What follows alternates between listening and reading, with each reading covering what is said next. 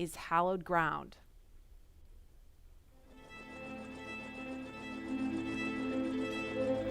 We're go, swing tight, we're go. Altitude, velocity, light. Many of NASA's storied missions began their daring journey from the exact same spot on Earth. Launch Complex 39A at the Kennedy Space Center. This massive structure of steel and concrete has cradled rockets and guided each on their fiery ascent to space for over 50 years. There can be no launch without a launch pad, and this hallowed ground has a history greater than any other. Having evolved and been reshaped for each new era of spaceflight, it's alive with a heartbeat as strong as the first. Launchpad 39A came to life under the direction of project engineer Harry May as NASA ramped up its efforts to achieve an unprecedented calling. Why, some say the moon. Why choose this as our goal? And they may well ask, why climb the highest mountain? In 1962, Earth-moving machines sculpted its massive pyramid base to a height of 40 feet. Then, concrete was poured to hold it in place. To launch the world's first moon rocket, engineers cut a flame trench nearly the length of 2 football fields down the middle of the mound. It was then lined with heat-resistant bricks to deflect 7.5 million pounds of earth-rattling thrust, first felt on Apollo 8. Less than a year later, Apollo 11 launched from Pad 39A. And hundreds of millions of people around the world watched as it landed on the moon 3 days later. Nearly a decade after this Apollo era, 39A again took center stage with a new, one-of-a-kind spacecraft, the Space Shuttle. Millions of pounds of additional steel for surface structures transformed the look, but not the purpose: human spaceflight. In all, 82 space shuttles blasted off from 39A until the very last. Start. T-minus 10, 9, 8, 7, 6, 5. All 3 engines up and burning. 2, 1, 0, and liftoff. The final liftoff of Atlantis on the shoulders of the space shuttle. America will continue the dream. Roger, roll, Atlantis.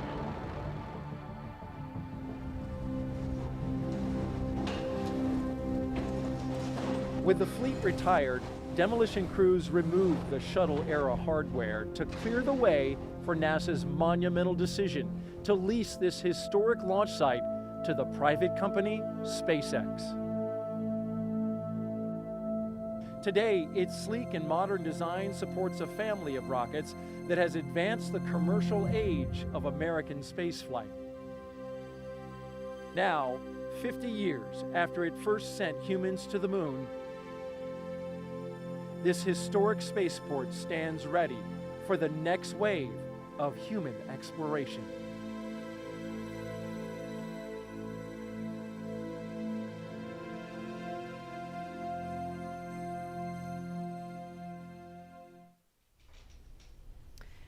And we're looking live again at Pad 39A. We're looking at the pad closeout team. You can identify them by their numbers there, and we heard confirmation of the hatch being closed just a few minutes ago. So again, things a little bit ahead of schedule. And when I say ahead of schedule, I don't mean the launch time is changing. I just mean some of the specific milestones in the timeline. Those times are a little bit flexible, but that launch window remains instantaneous at 3:22 this afternoon.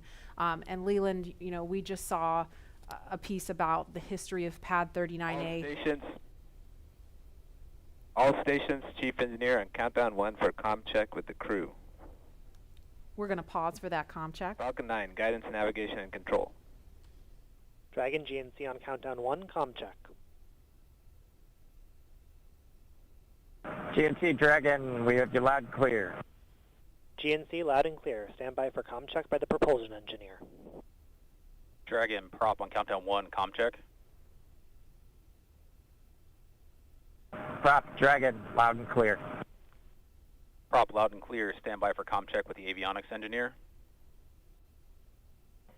Dragon, avionics on countdown 1, comm check. Avionics Dragon, loud and clear. Avionics loud and clear, stand by for comm check by ground segment engineer. Dragon, ground segment on countdown 1, comm check. Ground segment Dragon, loud and clear. Ground segment loud and clear, stand by for comm check by launch control. Dragon, launch control on countdown 1. Comm check. Launch control Dragon, loud and clear. Launch control loud and clear. Stand by for comm check by the chief engineer.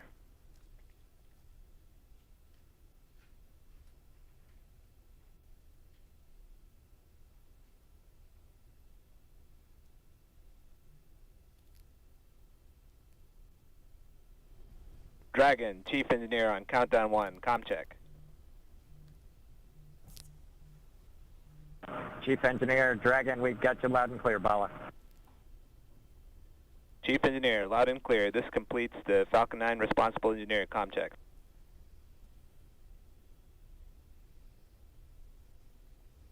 And we just saw a thumbs up from Doug Hurley. We listened to a series of comms checks there, and so everything. Dragon, chief engineer on Dragon to ground. Loud and clear on Dragon to ground. Loud and clear. Well, good luck, and let's see if the rain clears up. That sentiment is shared by all here. Do it. Copy that.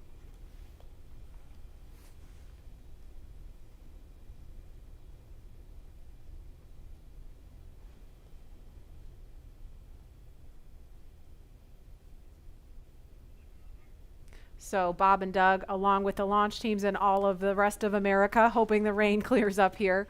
But as far as comms checks go, everything sounded pretty normal, pretty nominal there. So we're just waiting on the weather to clear up.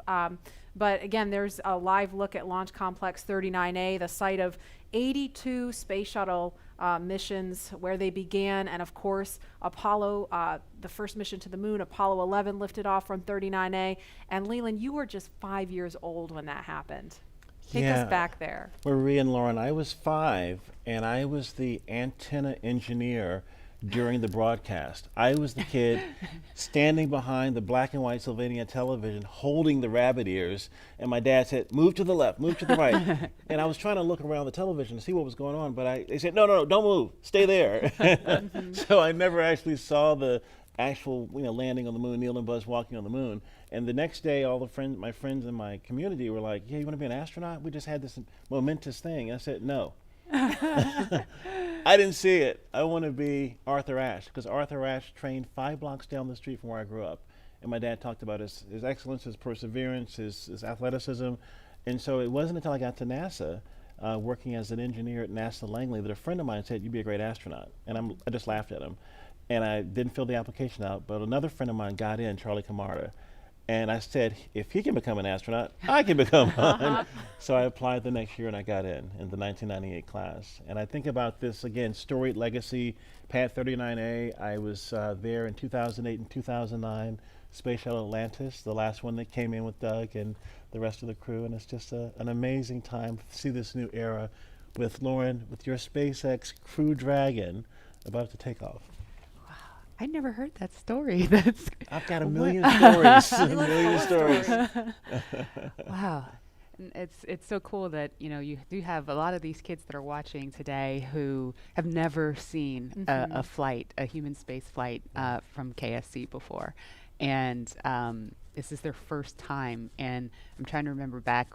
I grew up in the shuttle era.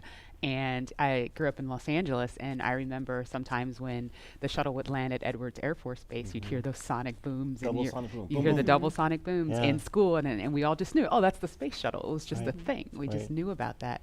And it did make me sad that there's an entire generation of kids who didn't grow up with that experience. And I'm just so proud that, today, hopefully, we get to provide that for kids and hopefully have more and more of these launches to the point where it becomes routine, hopefully never boring, but routine.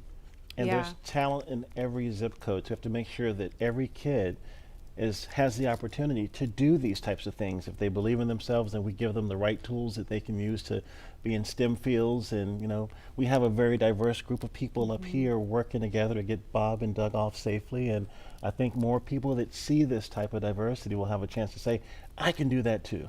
Yes. Absolutely. And you know, we have a lot of kids watching today, and we have an opportunity to hear from another really awesome role model, especially for the little girls in the audience. So we want to throw it over to Gary in Houston to talk to a very special astronaut standing by there. Hi, Gary. Hi, Marie. I have the distinct pleasure of being joined by one of NASA's record-setting astronauts and a recent resident aboard the space station, Christina Cook. Christina, thank you for joining us. It's great to be with you today. Christina, we're coming up on 20 years of continuous human presence on the International Space Station, and you were one of those humans. What's it like to see a new milestone like this launch unfold after so much history already? You're right, so much history indeed, and it's just been great to watch it all unfold.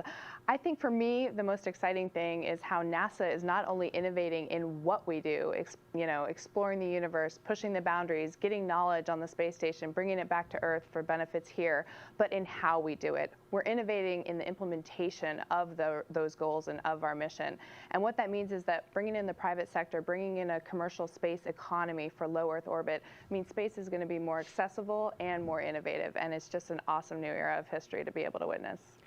You hold the record for the longest single stay by a female astronaut in space. What's it like living aboard for so long? Well, it is truly a privilege every single day. I have to say it's a beautiful thing to look down on the Earth and to be able to kind of contribute to a space program that you yourself have held in such high regard your entire life. I would say that the biggest challenge going into sort of those longer times is remaining vigilant. The engineers make it so easy to live on board the space station. Sometimes you forget you're actually surrounded by such a hostile environment. So remaining vigilant both day to day to have that appreciation that you wake up with every day, and then also being vigilant, knowing that things could take a turn for the worse at any time, and you have to be ready to react to that. So it's a great privilege, but it also comes with great responsibility. You came to NASA after the days of the Shuttle program, and you flew on the Russian Soyuz. What does it mean to have this private capability to fly astronauts to the station? Well, I think it's just a great innovation in terms of our partnerships. You know, when we started out, it was individual countries pursuing space exploration. We brought in the international aspect of it, and now we're really folding in that commercial aspect, bringing the innovation of all of our American industrial power and recognizing that the more partnerships we have, the more accessible, the more innovative space exploration can be. So it's an awesome time, and it brings with it so much more capability into the program as well. So it's not only how we're doing it, but it's what it brings. We're looking forward to having this transportation from private companies. How does it help you do your job in space? You know, I think one concept that we have in NASA for safety and to mitigate risk is called dissimilar redundancy. And here now we're bringing up a whole second way of getting crew to the International Space Station and getting cargo, last-minute cargo. So we're increasing how much science we can do on board the space station by twofold. We're increasing how we can, our options for getting items up, stowage items, supplies, provisions, science experiments. So we're really just banking on the extra redundancy to make the program that much more robust. We're watching Bob and Doug go through the final phases of preparing for this launch. What's going through your mind so close to liftoff? Oh, it is such a great day indeed. You know, it's interesting because I think it's not so much what is going through your mind, but what's not going through your mind. You know, you're not thinking about all the things could go wrong. You're thinking about enabling success by doing what you've been trained to do. One of the sayings we have is that on launch day, astronauts are sometimes the most calm people in the room. And I found that to be true on my launch day too. I think it's kind of this career culmination of everything you've learned, everything you've dreamed of, and you know that it's coming together in that day and that you're going to finally do what you're prepared to do, execute the mission, and it just really brings a sense of calm and readiness. NASA astronaut Christina Cook, always an honor to hear from you. Thank you. Great to be with you. Well, once Bob and Doug arrive at the station, NASA astronaut Chris Cassidy will be ready to welcome them on board. So in anticipation of their launch, he had this message for them. Hello, everyone. I'm astronaut Chris Cassidy, commander of Expedition 63 on board the International Space Station, flying 250 miles above the Earth. Like you, I'm excited about today's launch and the possibilities it will bring to America and to the world. But also, I'm very excited that two close friends will be arriving and joining the crew. I had the privilege of flying with Doug Hurley on both of our first shuttle missions back in 2009. Together, we came to the International Space Station and helped construct the amazing facility that it is today. Although this will be my first mission with Bob, it was my honor to follow him as the chief of the office when he left back in 2015 to begin training for this amazing mission. Personally, I've been very fortunate to fly in two different spacecraft. Launching from America on the Shuttle, and most recently launching from Kazakhstan in the Soyuz. But I can't tell you how exciting it is to know that we're once again launching Americans from the coast of Florida. And finally, here's a story I'd like to share with you. Back in 1981, John Young and Bob Crippen launched on Space Shuttle Columbia, the very first space shuttle flight, marking the last time we flew Americans on a brand new vehicle. 434, Mike, Q-48. Roger. With them, they flew an American flag, representing America's technical prowess. Roger roll, Atlanta. 30 years later, that same flag was flown to the International Space Station. This flag remains here today, waiting for Bob and Doug.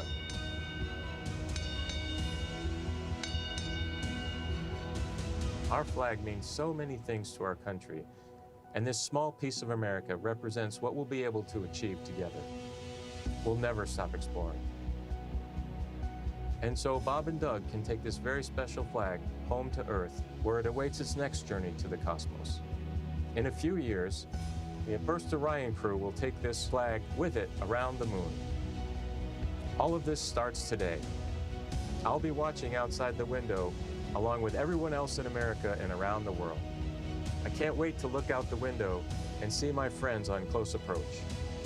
Go Falcon 9, go Dragon, and go Bob and Doug. I'll see you soon. And there again is a live look at Launch Complex 39A at Kennedy Space Center in Florida, where we are T-minus 1 hour, 41 minutes, 58 seconds and counting from liftoff of the Falcon 9 rocket carrying Crew Dragon with astronauts Bob Behnken and Doug Hurley strapped inside. We can see some raindrops on the screen there. It looks like rain coming down at the pad, but we're still monitoring weather, and it sounds like there's going to be another decision point before they start fueling the Falcon 9 rocket, which is scheduled to happen at about T-minus 35 minutes. So we just heard a little bit about where they're headed. If the weather cooperates today, to the International Space Station. Leland, you've been there twice, and I know just from what you've told us, it's this Leviathan in space and the site of so much important work and partnerships happening. Right. Chris Cassidy is up there floating in the Columbus laboratory that I installed, or our team of us installed on STS-122.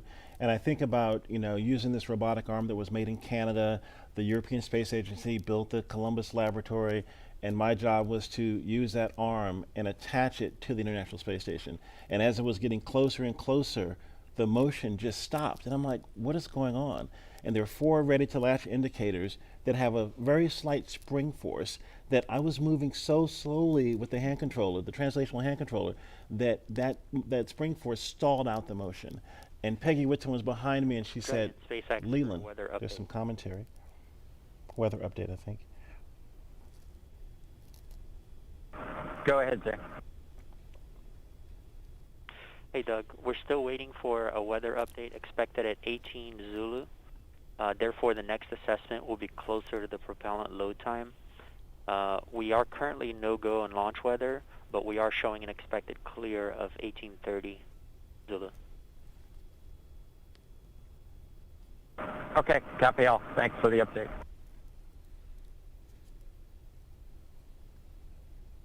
So we just heard if they were to launch right now, the weather would be no-go. However, it sounds like there may be an opportunity if the weather clears, as it sounds like they expect it may. So again, we're gonna keep listening as we continue talking. If we start to hear any kind of chatter, especially if it's about the weather, we're gonna do our best to quiet down so that we don't step on that and everyone can hear it along with us. But Leland, you were just talking about the work on station and Peggy Whitson was getting ready to tell you something. Well, so the Columbus laboratory is stalled out. It's about to be attached, and there were 10,000 people waiting. Their job security depended on me installing this thing properly. Right. And Peggy said, Leland, push just a little bit harder on the hand controller, and all 4 ready-to-latch indicators went green. And I was like, yes! And that was our primary mission objective. But that paled in comparison to what happened next. Peggy invited us over to dinner in the Russian segment, and we had this meal with people from all over the world, Russian, German, French, African American, Asian American. This diversity that we talked about earlier, were up there breaking bread at 17,500 miles per hour while listening to Sade's Smooth Operator. What? It blew my mind. It was Smooth Operator, right? You What know? an appropriate song for I the, know. for the job, too, right? Wow, does she know? She knows Oh, now. yeah. And Dan Tani actually changed the song from Smooth Operator to Arm Operator. So you see Arm Operator. I love it. Love it.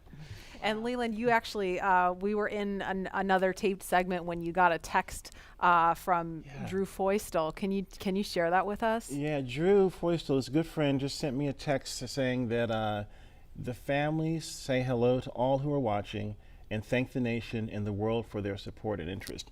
And Chris Ferguson just actually sent me a text. He was the commander on STS-135 and one of my classmates from the 1998 class, and he says, way to go, Godspeed on Crew Dragon. That's awesome. It's great to hear those words of support. Thank you guys for watching and everybody following along at home. I mean, the COVID-19 situation has been just a tough time for people stuck inside, homeschooling their kids, still trying to do their jobs, and so it's really cool to be able to watch this happening. And we see the pad closeout team. It looks like they are getting ready, or they've left the white room and they've already come down the crew access arm, so they are getting ready to leave the pad now. And we are going to go now to the Operations and Support Building 2, where Daryl Nail is standing by with NASA's Chief of Staff to talk to us a little bit about some of NASA's ambitions beyond the International Space Station and its work with the Commercial Crew Program. Daryl? Yeah, that's right. We're here in the mission briefing room at the top of Operations and Support Building here, where there's a lot of important people that are gathering to watch the launch here. And one of those people is not me, by the way. One of those people that is important is Gabe Sherman, NASA's Chief of Staff. We appreciate you being here. Hey, thanks for having me, Daryl. You got kind of the insight of what's coming down the pike here at NASA. So of course today is Commercial Crew, and we're focused on that and seeding the commercial market. But what's off in the horizon for NASA? Well, I'll just tell you, it's an incredibly exciting time to be at NASA, and you know this. I mean, you're here every day. But whenever you think about what we're doing with Commercial Crew, in the horizon in July, we're launching Mars Perseverance, which is just going to be an incredible thing for us. You look at the end of this year, SLS, the largest rocket in the world, is going through testing right now, going through green run testing, and we're hoping maybe by the end of the year we could even get it right out here to the Cape, which would be just an incredible achievement for our team. So, hey everyone, there is no TJ here. I'm just getting this started a little bit early. I appreciate everybody's patience. Today we will have myself and Marcus House hosting this live stream. Our good friend Felix is not able to join the stream today because bad internet connection at his hotel room. He's on vacation with his family, so a well-deserved vacation, so he will be watching along with us. I do have a quick message from Felix that I'd like to show to you, play for you right now. Good evening, everybody. As you might have noticed by now, That was upside down. I don't know why that was upside down.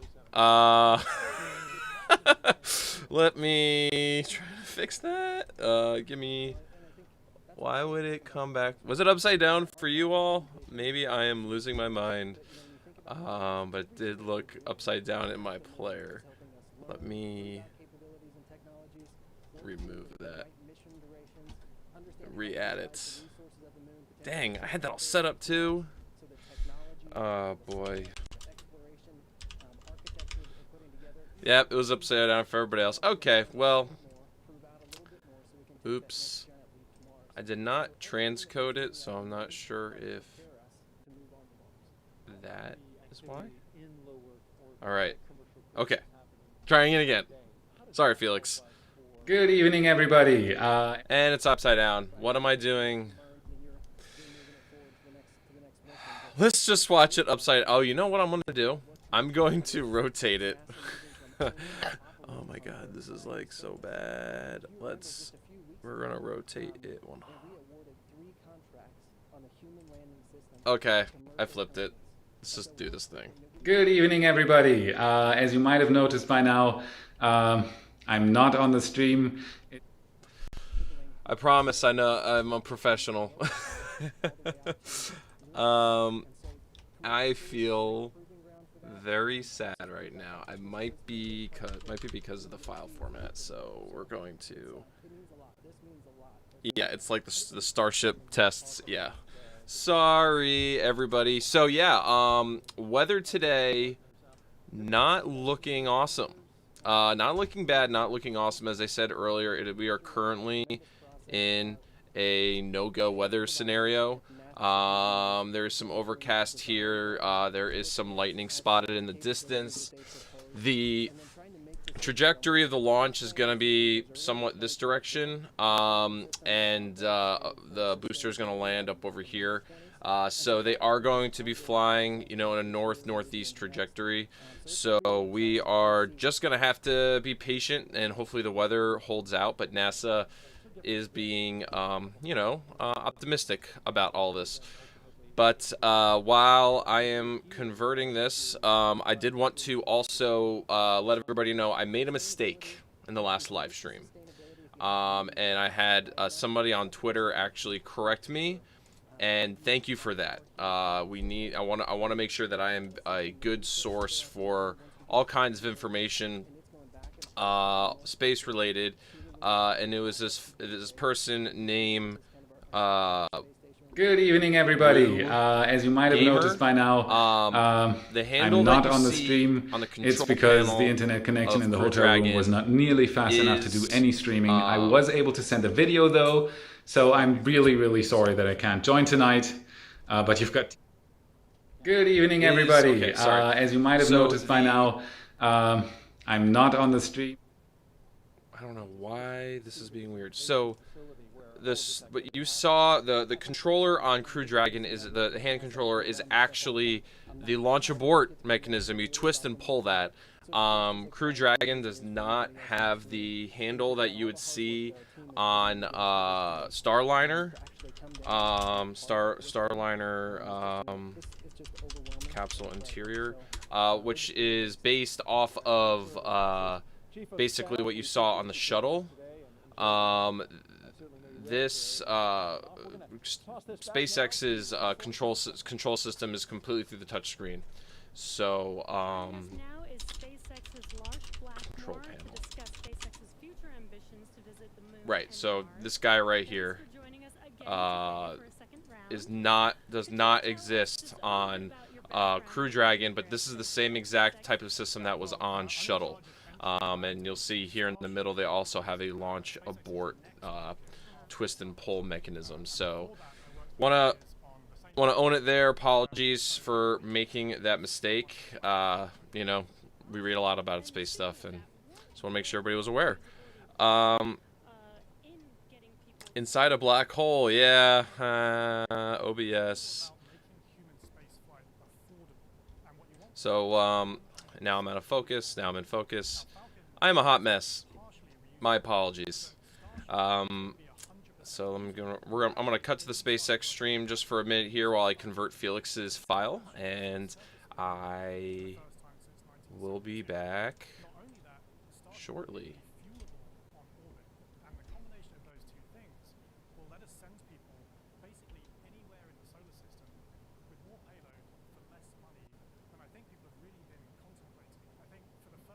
Let me get this queued up.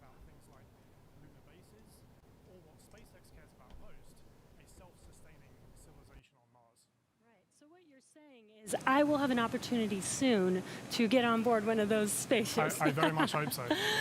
So speaking of reusability and landing, I know you mentioned Starship will be refuelable in orbit, but Falcon does come back and land back on Earth.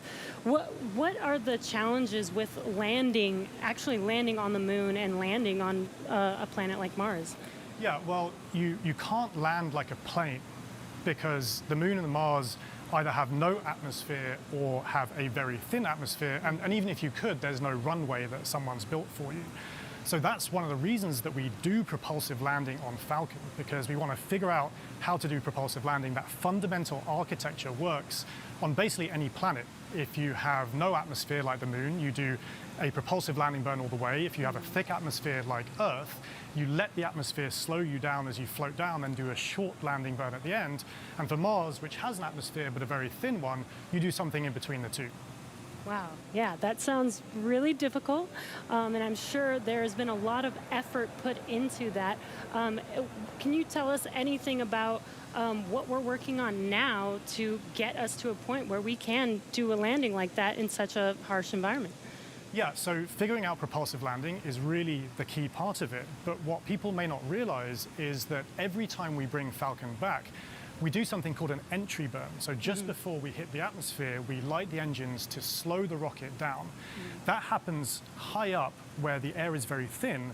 And it just so happens that the conditions there are very similar to what a Mars landing burn would look like. So even though it takes months to get to Mars, and you can only do it every 2 years when the planets line up, we effectively get to practice Mars propulsive landing every time we bring Falcon back, including, hopefully, today.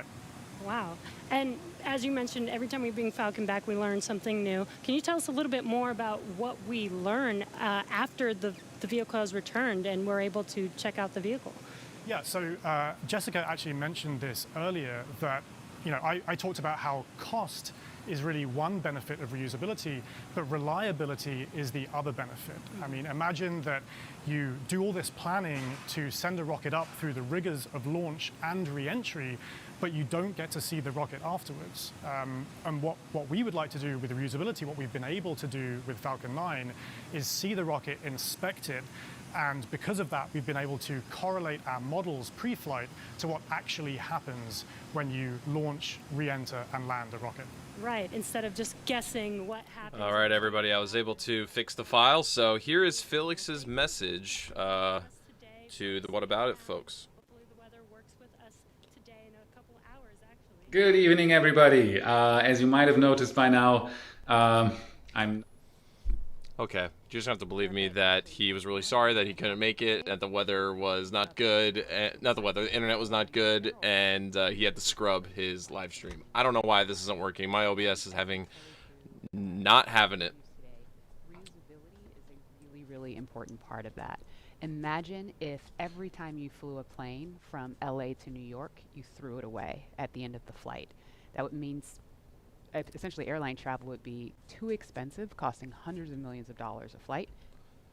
Would be able to fly. We are just going to hang out and watch the stream together while we wait for Marcus to join us, and we have a really special guest that I am looking forward to you all meeting.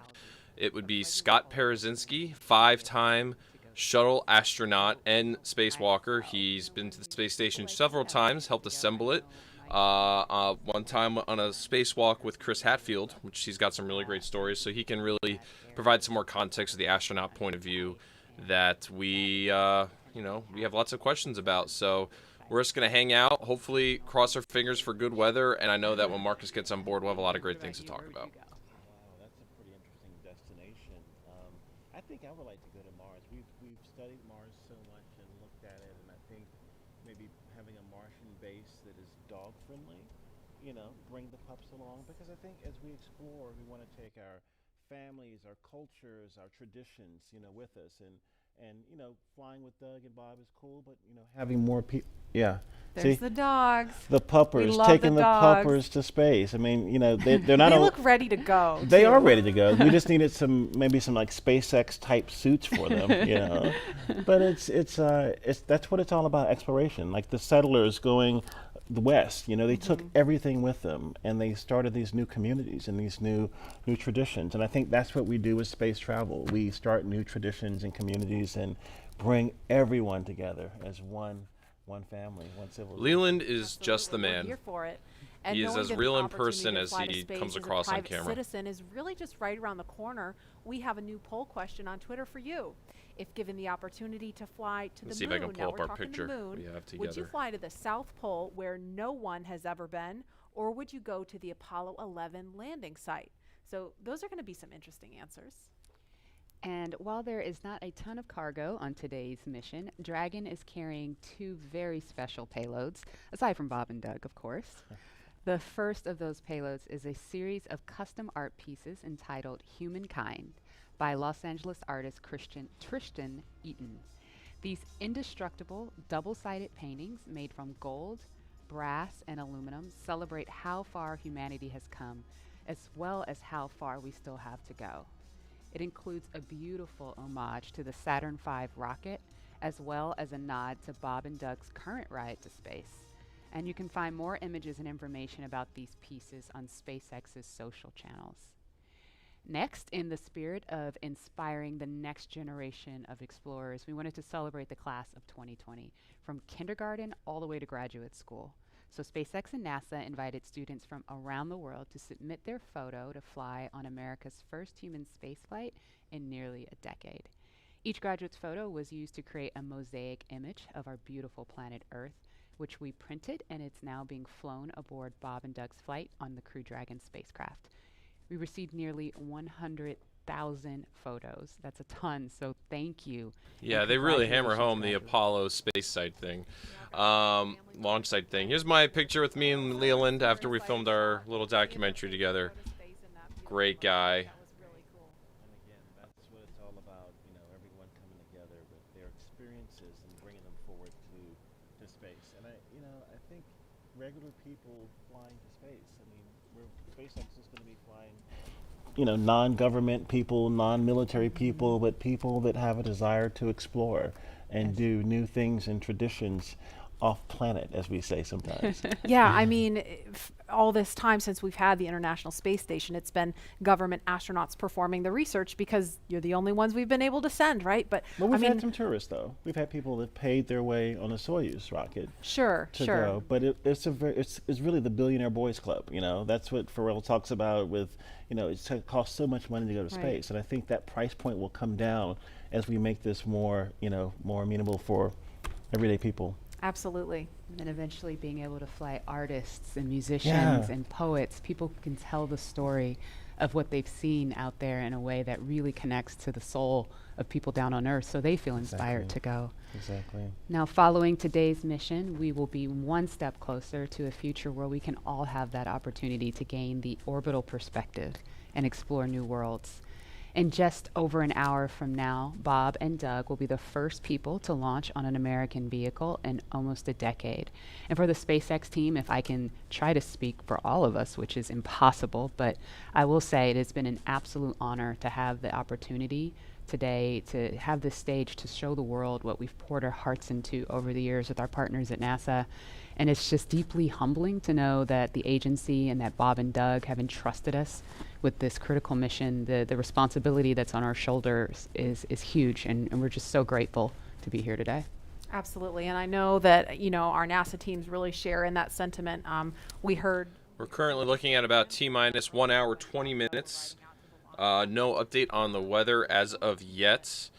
Please keep it clean in the chat. That if you are inappropriate, you will be banned. If you guys have any questions, just leave them in the chat. I wish I had more to update you all on, but this is a lot of what we went through earlier this week. To troubleshoot and solve problems and get us to this point. So you know, the NASA folks are trying to kill time right now. When you think about legacy, last time they killed the launch, they didn't kill the launch, but they scrubbed the launch at T-minus 17 minutes. They do have the final weather go no go, I think, at T-minus 18 or 19 minutes. So my gut is that they're going to ride it out till then this time as well. So we have another hour here of the crew hanging out in the capsule. We have about 30 minutes until the crew access arm pulls away from the capsule. So this is just a chill. We're in the chill zone right now, so let me know in the chat if y'all have any questions. I'm happy to help you out, and yeah, we're just in this together right now, crossing our fingers, hoping we go to space today. This is the first time a U.S.-built rocket has taken people into space in 9 years. It's quite an accomplishment. So for us at the Planetary Society, more rockets means more exploration. More people in space means more exploration. More countries involved in the endeavor of spaceflight means more. This is how we know the cosmos. So we got some good questions in the chat already. Thank you. So, will the astronauts be going to the space station today? They'll get there tomorrow. It's a pretty short trip. I don't know how many hours it is, but they'll be arriving tomorrow if all goes well today. Two very recognizable faces following along on the mission. And we want to go over to Dan and Jesse in Hawthorne, where we are now just 1 hour and 18 minutes from launch. Dan, Jesse? 1 hour, 18 minutes. I think we're tying ourselves in knots, just like Captain Kirk. We're really hoping the weather cooperates. In about 20 minutes or so, we might clear. So we're getting hopeful. We're getting our hopes up. Yes, yes. Very excited.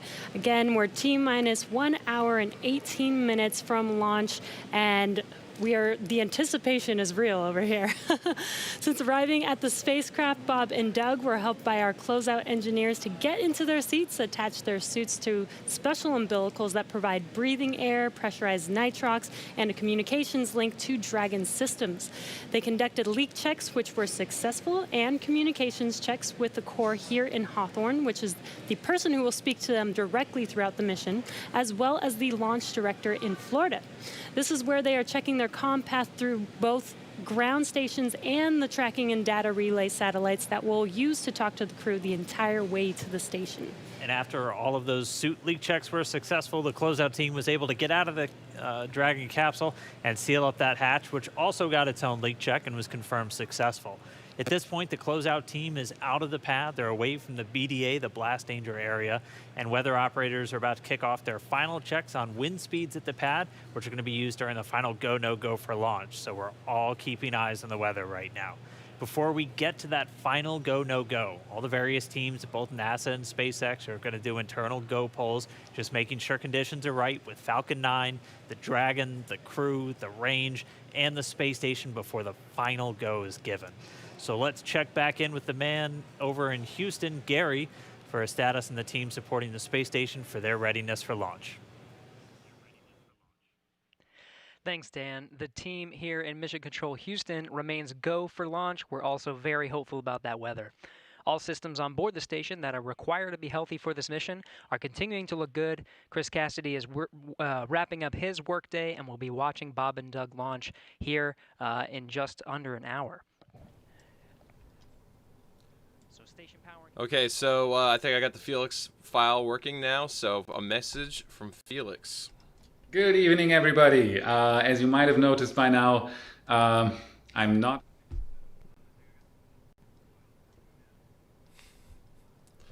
I am sorry. Good evening, everybody. As you might have noticed by now, I'm not on the stream. It's because the internet connection in the hotel room was not nearly fast enough to do any streaming. I was able to send a video though, so I'm really, really sorry that I can't join tonight. But you've got TJ and Marcus who are going to give you an absolutely awesome evening, and hopefully I'll be watching the stream if the buffering isn't too crazy. So let's cross our fingers for tonight that it's going to be an absolutely awesome launch. And yeah, like I said, I'm sorry. Enjoy the evening, everybody. Goodbye.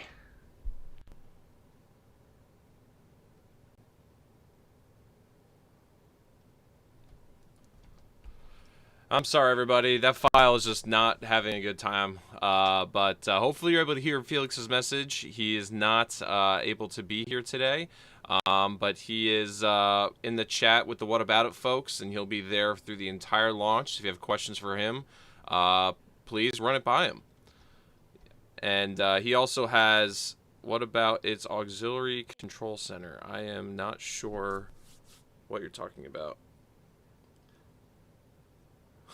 But anyways, apologies for the technical snafu. I'm trying my best over here, running and gunning on my own, but we'll just hop back to the SpaceX stream, and I'll chime in if we have any more updates to get back to you all on. Launch is set for 3:22 p.m. Eastern. This will include a 12-minute flight to orbit and then a 19-hour flight to dock with the International Space Station tomorrow morning. Today's mission is the culmination of years of work between teams at SpaceX and NASA. Demo 2 is going to be an end-to-end flight test starting with this launch today, going on to dock with the space station tomorrow, and then splashing down at the end of their mission. And this is going to be the final test for NASA to certify SpaceX for regular crew flights to the space station. We've been hearing a little bit from the crew on board Dragon, which you can see on your right screen. They are currently strapped into their seats and already through communications and leak checks. They're able to follow all the milestones still ahead on those display panels just above them, getting insight into all Dragon and Falcon 9 systems as we proceed towards launch. So at T-minus 1 hour and 13 minutes, let's check in with John I for a status update on the vehicles. What's the update, John? Thanks, Jesse. Well, not much to add to what Dan and Jesse just brought up. We've had a smooth countdown this afternoon. SpaceX team is working no issues as the pace begins to pick up here in the last 70 minutes. On Falcon 9, we did get the team on console. Earlier, you heard the comm checks between the responsible engineers and the crew. The engineers will be making calls on ascent for the crew's benefit, so they want to make sure that they could hear them before we go. The propulsion checkouts of the first and second stages are beginning right now. We're watching them begin to go through the process, opening valves. That check will go for about another 10 minutes, and that'll be our last one until propellant loading. Now the team will assess readiness for launch with a final go, no-go poll at T-minus 45 minutes, and that'll be followed by propellant loading starting at T-minus 35 minutes. Now earlier today, Dragon operators also performed a series of checkouts of Dragon's flight systems. The spacecraft is also currently go for launch. Our NASA crew, astronauts Doug Hurley and Bob Behnken, are currently inside Dragon. The hatch is closed. The SpaceX ground crew has left the tower. The next major event for Dragon is retract to the crew access arm that you can see currently alongside the capsule. That'll happen somewhere between T-minus 45 and T-minus 42 minutes. Now the range is currently clear for launch from historic Pad 39A. The worldwide network of ground stations and the tracking and data relay satellites are ready to support Dragon as it heads into orbit. The weather, that's the one concern. We will get a weather brief at T-minus 1 hour, so just under 12 minutes from now. Currently, the ground and upper altitude winds are go, so that's one thing that we can check as green. At the current time, we did have some rain earlier that appears to have let up, but we are red on conditions for both the electric field at surface levels, lightning, and cumulus clouds. There is an expectation that a forecast that will be coming up at about T-minus 1 hour also may give us clearance of those conditions. So everything is focusing now on the weather brief at T-minus 1 hours. Also, we should hope to hear about the final check on the ascent corridor. That's the weather along the Atlantic seaboard in case Dragon had to abort on the way to space. The conditions there have been marginal, but the expectation that it would be good for launch. But we will get all of that coming up here very shortly prior to entering propellant load. Now today we are aiming for a launch at 3:22:45 p.m. Eastern Daylight Saving Time, or 19 hours, 22 minutes. Hey everyone, so you probably heard we have about T-minus 10 minutes until we get another weather check. I don't think it's going to be a go, no-go call, but it is likely just going to update the possibilities of us going to space today, the statistical percentages. So we're going to sit tight until T-minus 1 hour, and hopefully we'll have a really good update. Marcus is about to join us. We've got an extensive history now of flying Falcon 9 from the Florida coast, and just last year completed a test run of the mission where I'm confused. I'm sorry. I have Felix in my ear, everybody. He says y'all can't hear me. but I'm seeing levels on my end, so let me know in the chat if you can't hear me. But Felix says hello. He is... For today's mission to where we are today. And right now we're getting ready to fly U.S. astronauts from U.S. soil for the first time since 2011. Dragon and Falcon 9 Sure. So okay. So I'm hearing Felix. So I'm gonna play his message again in a minute here. But yeah, it's hard to talk and hear people at the same time, everyone. So, but yeah, we have about 9 minutes left until this weather update, and about 25 minutes until the crew access arm pulls away from the capsule. We are going to play Felix's message, but he is currently, like I said, unavailable. He had to scrub his appearance on the stream, but I am doing my best to bring everybody some extra information and access to this launch. We also have Marcus House coming, who will be my co-host for the hour leading up to the launch. And then in about, I'd say in about 40 minutes, we will have astronaut Scott Parazynski joining us on the stream. He's flown 5 times on the shuttle and has done several spacewalks, so he has lots of great experience. And he's also was an astronaut with Doug and Bob, so he may have some fun side stories. So, anyways, let's throw to Felix's message really quick. It's going to be a black screen. Apologies for that, but you can hear what he's got to say. Guidance navigation control. Good evening, everybody. As you might have noticed by now, I'm not on the stream. It's because the internet connection in the hotel room was not nearly fast enough to do any streaming. I was able to send a video though, so I'm really, really sorry that I can't join tonight. But you've got TJ and Marcus who are going to give you an absolutely awesome evening, and hopefully I'll be watching the stream if the buffering isn't too crazy. So let's cross our fingers for tonight that it's going to be an absolutely awesome launch. And yeah, like I said, I'm sorry. Enjoy the evening, everybody. Goodbye.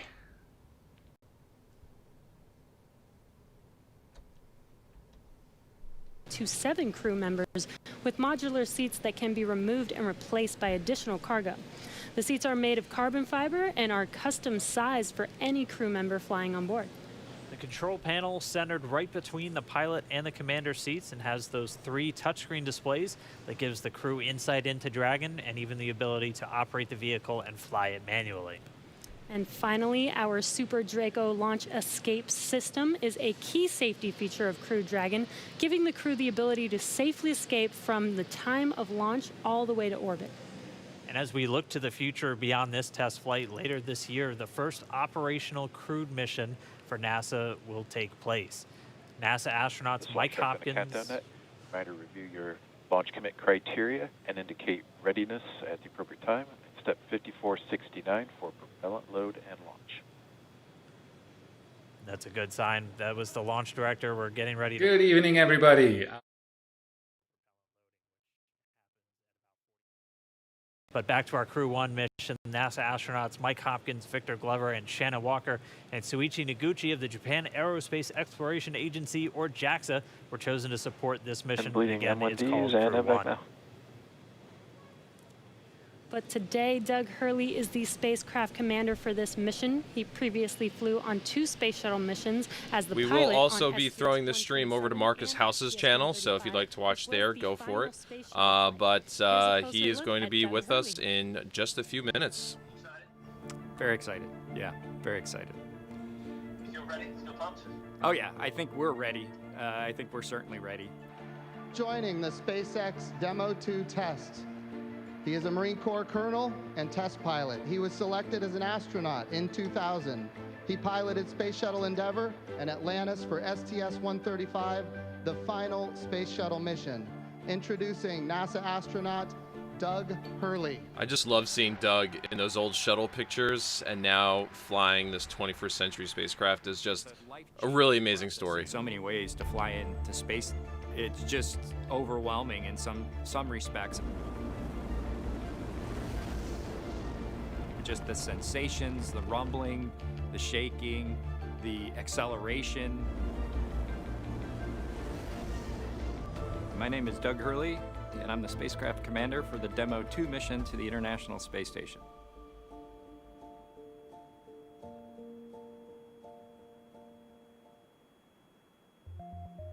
This will be the first time the Dragon had a crew on board, and so there's a myriad of objectives we want to achieve for this mission. What would work on orbit, what might not work on orbit, what would definitely work. To be able to just have the entire integrated team that's going to support us getting to and from space station, it was really neat being part of it. You know, we are the lucky ones that get to fly it, but we certainly not for 1 second take for granted the amount of effort that so many other people had to put into this to make it successful.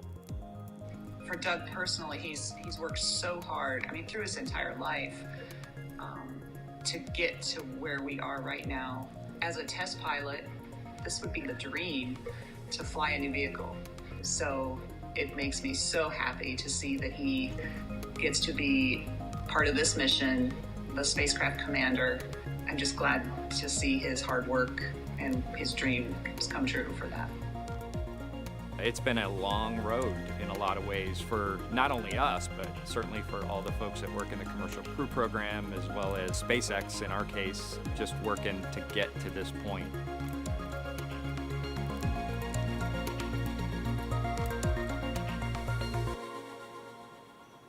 And we're a little over 1 hour, 3.5 minutes away from launch. Now let's learn a little bit more about the man sitting next to Doug Hurley inside Dragon. Okay, if you've been watching the stream, this is probably the second or third time they're playing these vignettes, but we are just a few short minutes away from the next weather update. I do not know if anybody has any updates in the chat here, but we're going to be waiting for the Space Force/Air Force to give us an update on the weather. You can feel a little bit guilty of, hey, should I study one more thing, or is there one more piece of information I should get? Am I really prepared or not? So that's definitely different between where I was on my first flight and where I'm at right now. For me personally, as a spouse. Launch is at 3:22 East Coast time. The countdown is in the bottom right. We got 1 hour, 2 minutes, 49 seconds, and that countdown is accurate within 1 second of NASA's official countdown clock. Until sort of the mission is complete, that you have really a chance to savor it and celebrate it. This is a huge accomplishment for an Air Force flight test engineer to be part of the demonstration mission of a brand new vehicle. It's going to be amazing. Without a partner that has that same appreciation, I think it can be challenging for some folks. There's a lot of work and a lot of time that takes away from family that that my spouse appreciates, and I love her for that. On a deeply personal level, I'm really excited that my son is going to get a chance to see me launch into space. Being an astronaut has been a little bit of an abstraction thing for him because he's seen me do it in old videos, but he hasn't seen me do it for real. And so I'm excited for him to see this launch. Really, my role on the Demo 2 mission is to make sure that we get this vehicle tested and evaluated so that we can move on to more operational missions at the International Space Station.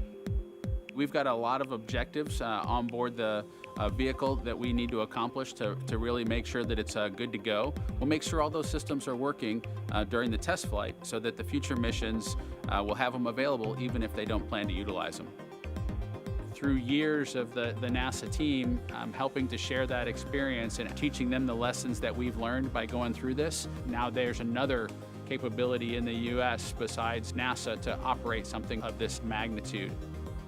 I want to thank the entire Commercial Crew Program team that's worked together to get to this point where we've got vehicles in the launch pad ready to head to the International Space Station. Okay, Marcus is now joining us. If we look Marcus, even can further you hear into me? the not-so-distant future... I can hear you. Hopefully everyone can hear me. I'm still trying to get everything all set up here. How are we going this morning? I think things are going well. I have been struggling on my own, so I'm very happy to have my co-host here. Finally, folks were getting really antsy. They wanted to see the stream. They wanted to start talking about DM2, and I thought, hey, let's just start this thing early. I know it's very early for you over there in Tasmania. What time are you looking at right now? Yeah, it's about 4:20 in the morning right now. So yes, couldn't sleep very well, to be honest, because this is this is just such a huge mission. I just can't wait to see this lift off. Hopefully the weather will hold out for us. I can see it's still a little bit hairy. I just checked some weather reports. It looks like it could come right down to the wire here with what's going on. So yeah, let's see how we go here. Have we got Felix already, or? So Felix is ending up. So you were asleep when we were figuring this all out.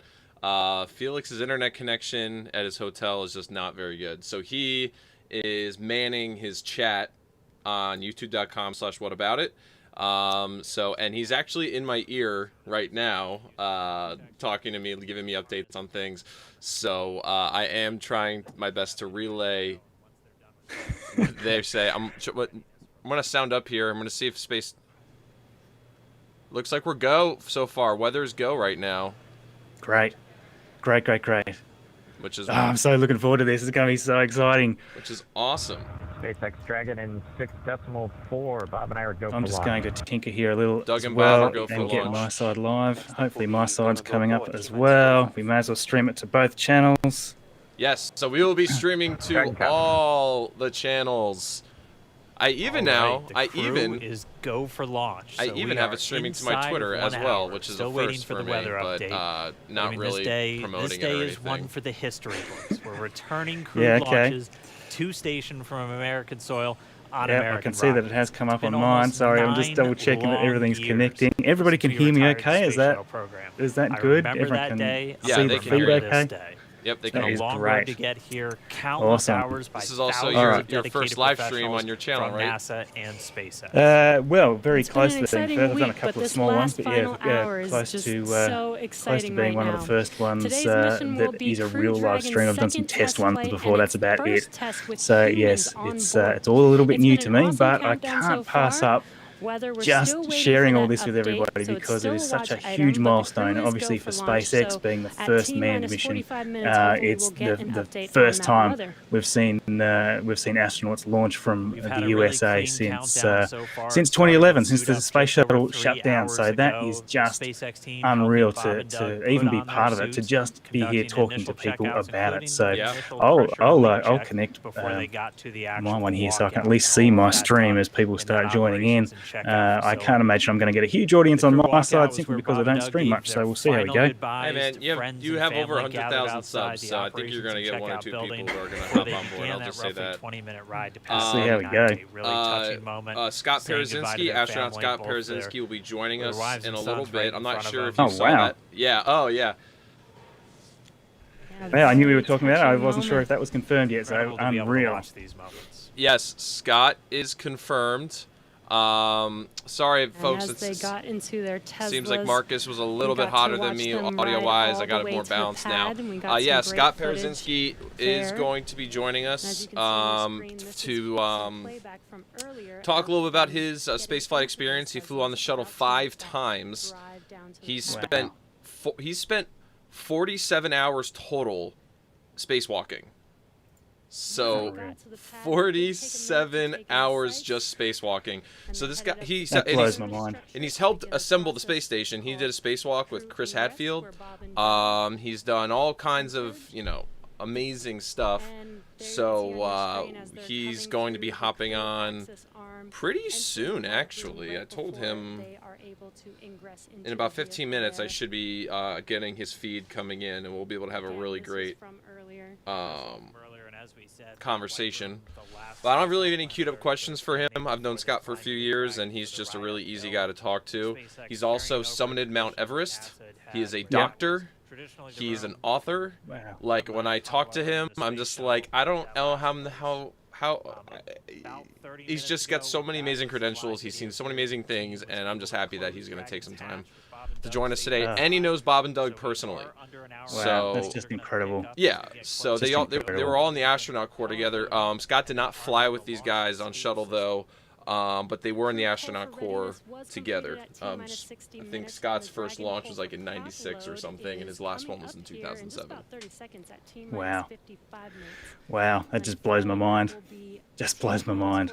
45 minutes will be the internal mission control Hawthorne poll, and then the launch director's poll. I actually haven't got my stream up quite yet. I'm just fiddling here with thumbnail and whatnot, and then I'll be up on my side as well. Copy that, because people on my stream are actually checking yours to see if it's up, and they're not. They said they haven't seen it yet, so that would make lots of sense. That would make sense. Yes. Dragon to quickly separate the crew from the rocket, either on the pad or during the flight. So we're at about. And once we reach T-minus 35 minutes, propellant loading for the Falcon 9 will begin. We got there on Wednesday. Sorry, my producer is talking to me, and I did not hear what he said because I was talking simultaneously, which is horrible coordination. But we're about 10, 12 minutes away from the crew access arm pulling away from the Dragon capsule. I'm going to sound up here so we can see what they're talking about. Countdown. We've been getting some incredible views of the astronauts inside Dragon, just making all of their final preparations. Some close-up views of their suits and on the displays as they just all good. I'm just listening in too. The teams often describe the suits as an extension of that Dragon spacecraft. You can always think of it as a mini spacecraft inside of a spacecraft. It's got all of the life support, everything that they need, just like the capsule This is on countdown 1. Technical poll is complete. No constraints to proceed into launch escape system arming and propellant load.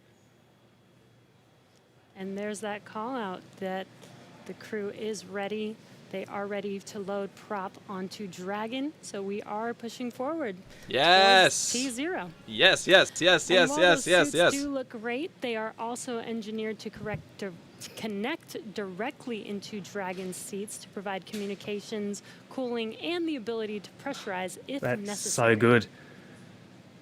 All right, well, we did get the call out that this could actually launch. Teams on the ground are ready for launch escape arming and propellant loading. Again, things starting to pick up. So things really they will not.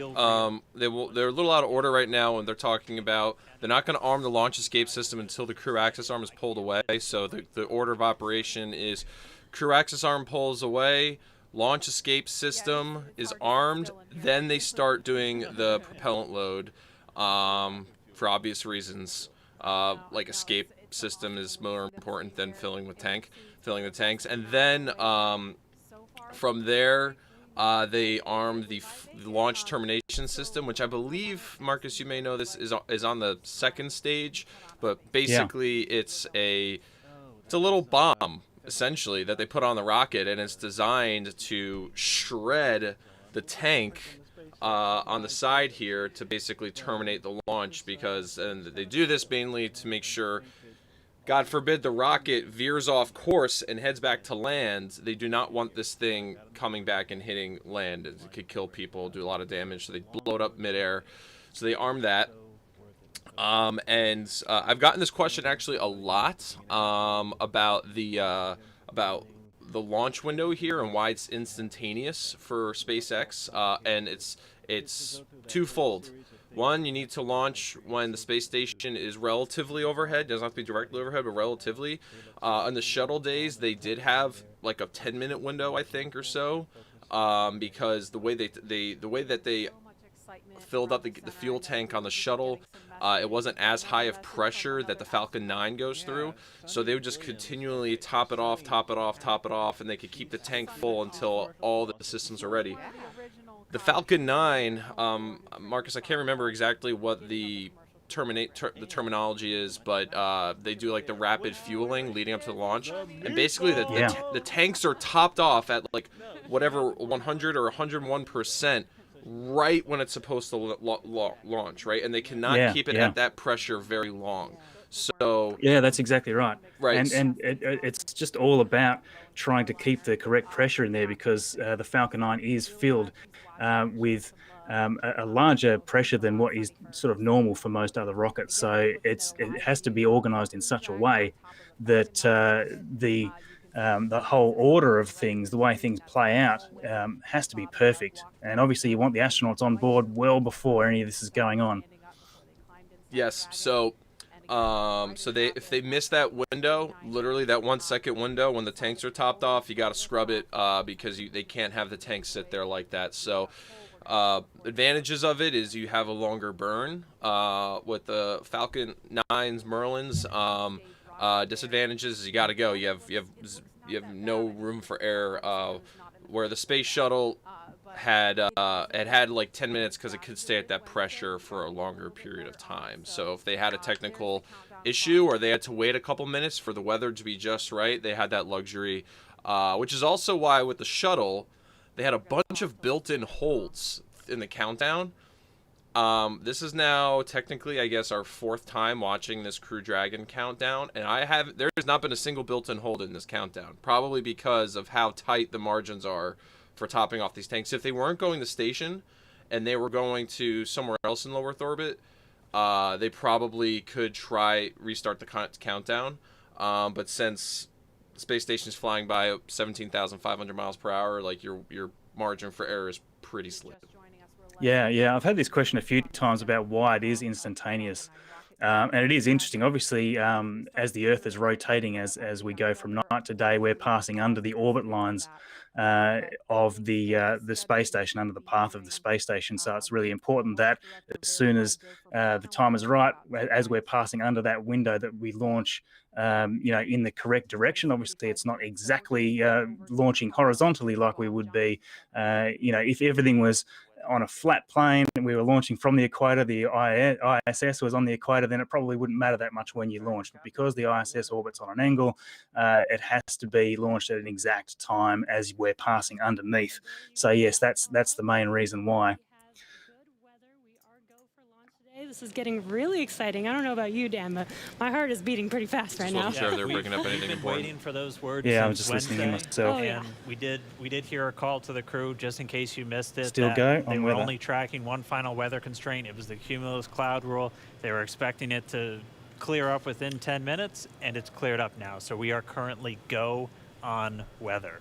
Yes, and it's been pretty incredible to be so close to launch, and the road leading up to this point has been pretty incredible as well. It has been. It's been a partnership between NASA and SpaceX. We've been working together since SpaceX started flying cargo to the International Space Station, now getting ready to launch crew. And we've been really fortunate to work with not only a lot of international partners on the International Space Station, but a lot of And as really a reminder, great here in companies. the control room, we'll be closing doors here once we start with propellant load. Any last-minute bio breaks, please go ahead and accomplish those in the next few minutes. And the launch director just getting the teams ready. We'll be coming up on that propellant loading again. That starts at about 35 minutes prior to liftoff, so in about 12 minutes from now. There's going to be a go, no go coming up really soon. So let's go over to our man, John I, for the latest. John? T-minus 47 minutes, 24 seconds. We're continuing to count down. As you just heard, the launch director and launch team are preparing for the readiness for launch poll. Now, the launch director is currently checking with Dragon mission director and NASA launch manager for their readiness. And actually, it sounds like everybody is good there.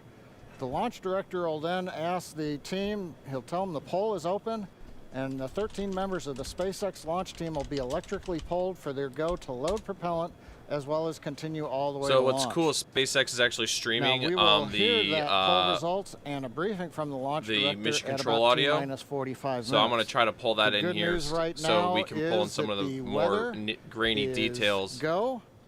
All That's the a cool idea. conditions that I'm were not going to read do that shortly, because I've already while I'm a ago, little bit new to this the and I'm trying to T-minus 1 hour concentrate have on all these cleared. things We're at the same weather time. So forecaster yeah, said cautiously optimistic.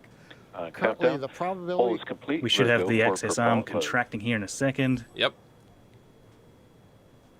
Well, I love we got this an angle early call from out the there Launch from- control clear to retract the access so arm good. on time. like on the Cover axis that, arm. arming, access, Bob and Doug arm, might as well be a retract at still T-minus photo. 45 minutes.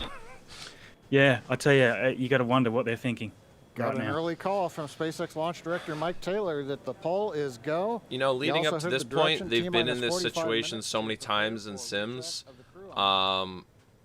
They likely are in a very comfortable position because now that the door's closed, this is something that's extremely familiar to them. At least that's what I've heard with other astronauts who've been through these scenarios before. You know, now that they're on top of the rocket, you can't see through the windows right now. Everything's black. Like you probably, you know, they're not really thinking about it right now. Well, I guess you can see through the foot windows, but it's kind of hard the way their necks are. They can't really move their necks in those suits. There is Yeah, about yeah. a less than 10% chance of lightning. We're also watching the abort corridor off of the Atlantic coast. In case, for example, at stage separation, Dragon had to abort into the ocean. The conditions there are acceptable. There has not been lightning lately. The weather, winds are good, light rain. It is go, but NASA is going to continue to watch those 45 conditions. minutes. T-minus 45 minutes and counting. Reminder on hold and launch escape protocol. For non-urgent no-go conditions, brief the CE or LD, and they will approve aborting launch auto-sequence and proceed to launch abort. For urgent issues affecting the safety of the operation, operators shall call hold on the countdown net. Launch control will immediately abort the launch auto-sequence and proceed to the launch abort auto-sequence. Operators shall also advise launch director whether structural break or fire is imminent or occurring for Dragon manual escape flight rules. A reminder on fire alarm instructions. In the event of a fire alarm, key operators previously briefed will remain at their post while the alarm is evaluated. Unreal. In the event that personal safety is threatened, evacuate to the south-facing emergency exit. I just which love leads that directly crew access outside. shot. At this time, weather is go for launch. You can see on the screen, we're inside T-minus 40, we're T-minus 44 minutes, 5 seconds. Crew access arm retracting away. Retract has begun. SpaceX launch director is giving the final brief to the crew. And we will be beginning propellant loading at T-minus 35 minutes. So right now on Falcon 9, ready to get into propellant loading. Dragon, crew, getting configured, set up. The arm is pulling away. The range is go for launch. They continue to monitor the air and the sea space. Hi, Scott. I can hear you. And we finally have gotten green across the board. We can hear you, Scott. We're about to add you on right now. The folks on watching right now cannot see you, but we will be adding you. We're looking at roughly between the streams a little over 3,000 people watching in the Atlantic, in the abort right zones. now. Now earlier we saw many of you following So give me a few minutes, and we will have you on board with us, and we can chat through what it's like to be in this situation. Tuning in from coast to coast and around the world. So we'd like to know, is this your first time watching a launch live, not counting Wednesday? And if not, how many have you seen before? Tell us using the hashtag LaunchAmerica Wow, this is looking really good from today. your favorite social media platform. And I wasn't with sure that, how we'd at go T-minus coming into 42 the minutes, 50 stream. seconds, conditions are go, and we are counting down for an on-time launch. Let's send it back over to Kennedy Space Center I think so. as the I action think it will. begins to pick up on the pad. Dragon, SpaceX, you are go for Section 7, close visors, and arm launch escape system. We will put Section 7 in work. Visors coming close. Mine too. Ladies and gentlemen, we now have the man, the myth, the legend, Scott Parazynski, joining us here. 5-time shuttle veteran. The dude's mounted, has climbed Mount Everest, written books. I mean, just we are not worthy of your presence. So thank you. No. Not worthy at all. A huge welcome, and thank you so much for joining. This is it blows my mind. It's just incredible. Oh, thank you, guys. I'm like you guys, a kid on Christmas morning. I'm just so excited to see this launch today, to see Bob and Doug and the SpaceX team take it upstairs. It looks great. You know, that we just heard the goes, and the weather is looking promising, and a brand new vehicle. I can't imagine. My heart's racing, and I'm thousands of miles away from the launch vehicle, but this is a big day. So, Marcus was just bringing up, like, what are these guys feeling right now? You know, I mean, they've been through the sims tons of times. This is now their second time sitting on the top of the booster with it fueled up. Can you just bring us to these moments? Like, is there really that much anxiety, or is this just something that is kind of old hat for them at this point? It's never old hat. No, this is a defining moment in their lives, and for our country and our planet, I think it's a defining moment. But at this point, they're probably fairly relaxed. They're telling stale jokes that they've told each other hundreds of times before, just kind of killing the time. It is a little bit boring in the leak check and kind of fueling period that they're in right now. But when they come out of that last little bit, the last 5 to 10 minutes, we call it a sterile cockpit, but that's when things got really serious. You were listening to every syllable that was coming through the comm loops, and really trying to get your game face on. Butterflies really start as you get into that last 10 minutes or so towards flight, because you think, hey, we're probably going to space today. This is no longer a simulation. Sorry, that's my. You're fine. Turn that off. Yeah. I can't even imagine what Bob and Doug here are thinking right now. I mean, they seem to be very relaxed. It seems to be sort of a run-of-the-mill thing. I'm sure that's not the case. And like we've seen so many times from others like Chris Hadfield and whatnot, nobody goes to space with their fingers crossed. I think everyone's seen that ad. But it's so inspiring to be able to see everything here that the astronauts go through, and this is a huge difference to any other SpaceX flight we've seen to this point. So yeah, indeed. I'm so sorry. Yeah, Scott, I was on your Instagram and saw that you've actually been to the pad since it's been upgraded by SpaceX. It was extraordinary to see it. And actually, it was a little over a year ago.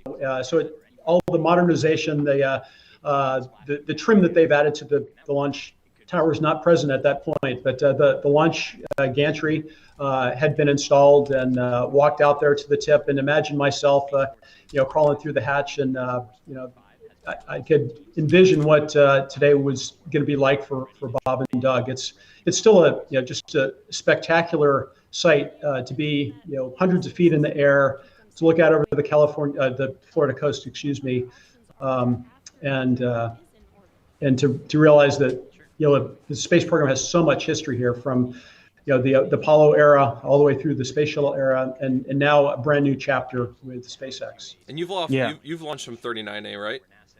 3 times, and a couple of times from B as well. Oof. Man, wow. I don't even know what to say right now. We had this super long stream the other day.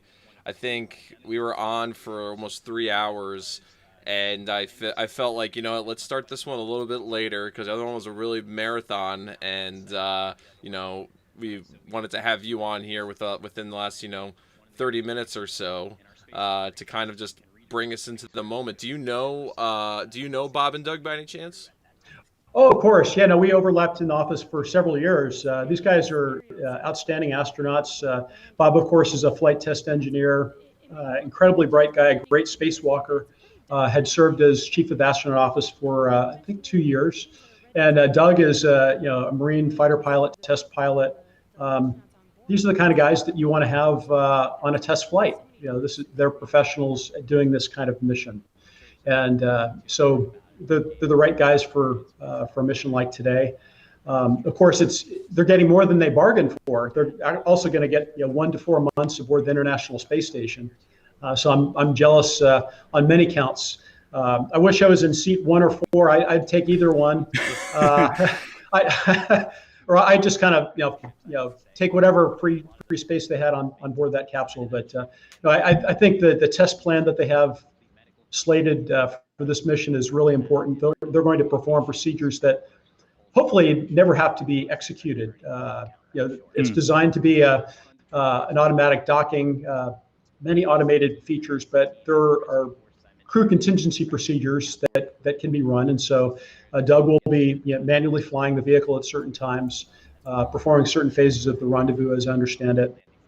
And they'll basically ring out the spacecraft, make sure that it's ready for prime time. In a few months' time, the second crew will take the first operational flight with 4 astronauts on board, and then it becomes part of NASA's toolkit, but also an opportunity for many other people to fly into space, whether to the International Space Station, Earth orbit, around the moon, who knows, maybe even to Mars one day. Really exciting. So I know you flew with the pumpkin suit, but how much different is it to suit up in 0G? Like, are you able to do it unassisted on Earth, 1, and then 2, would you still be able to do unassisted in 0G in like an emergency scenario? It's a really unpleasant experience, especially coming back home. That orange pumpkin suit actually has built into it a G suit that we wear on entry. So imagine putting on all of your warmest clothing and then putting on a down suit and then a spacesuit on top of that. I mean, it's multiple layers, and Wow. if one little piece rolls up on your sleeve, you've got to pull your arm out and try and straighten it out.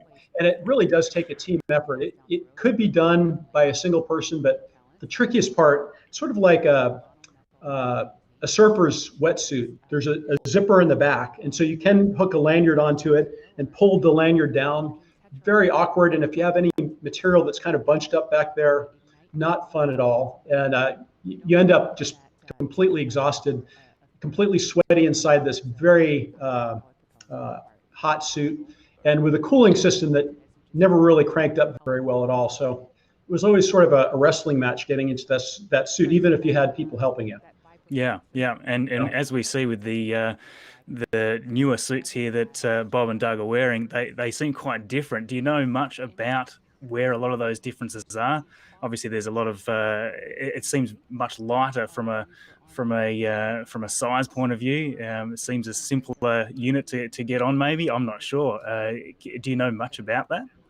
I know a little bit about it. That's a particular suit that I've not actually been in personally. It was developed by SpaceX out at Hawthorne. What I really love about SpaceX is the attention to detail that they put into everything. So just the fine details of the integral helmet that the crew has. It's much smaller than this enormous pumpkin-sized helmet that we used to have to carry, and of course that takes up a lot of volume on the spacecraft as well. So the whole thing compresses down to a very tiny volume, which is important.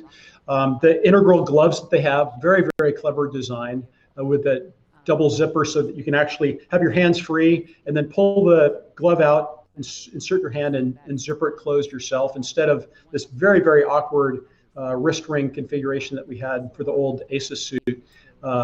It's similar to what we have for spacewalking. It's best to put that suit on with a helper. This is a suit that people can put on themselves.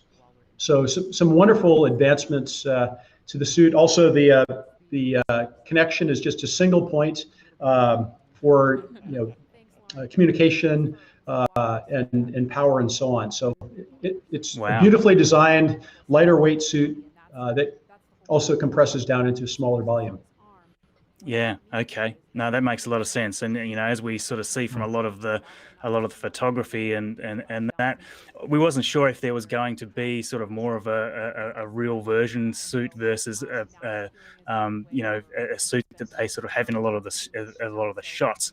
But what's quite interesting is that it does look very similar to everything we've seen historically going through the variations in the suit design as we've seen over the last few years. So yeah, at first I thought, maybe this is more of a marketing thing as it was sort of first produced, but it doesn't seem that way. It seems very much the same. I am curious, Scott, about really quick. I don't want to overstate the importance of the launch escape system that is on Crew Dragon. You flew on Shuttle, which had very few really true launch abort modes that were actually that practical. People that really know the Shuttle, there was return to launch site. There was another one where you would land at in Rota, Spain or something. Transatlantic abort. Right, that transatlantic abort or bail out over the Atlantic. There was several really horrific, frankly, things. And there were also points in the launch where while the SRBs are burning, you're just on it for the ride. You really can't do anything until those things burn out. What kind of value does this have just to the astronauts' psyche by being able to safely abort from an errant booster?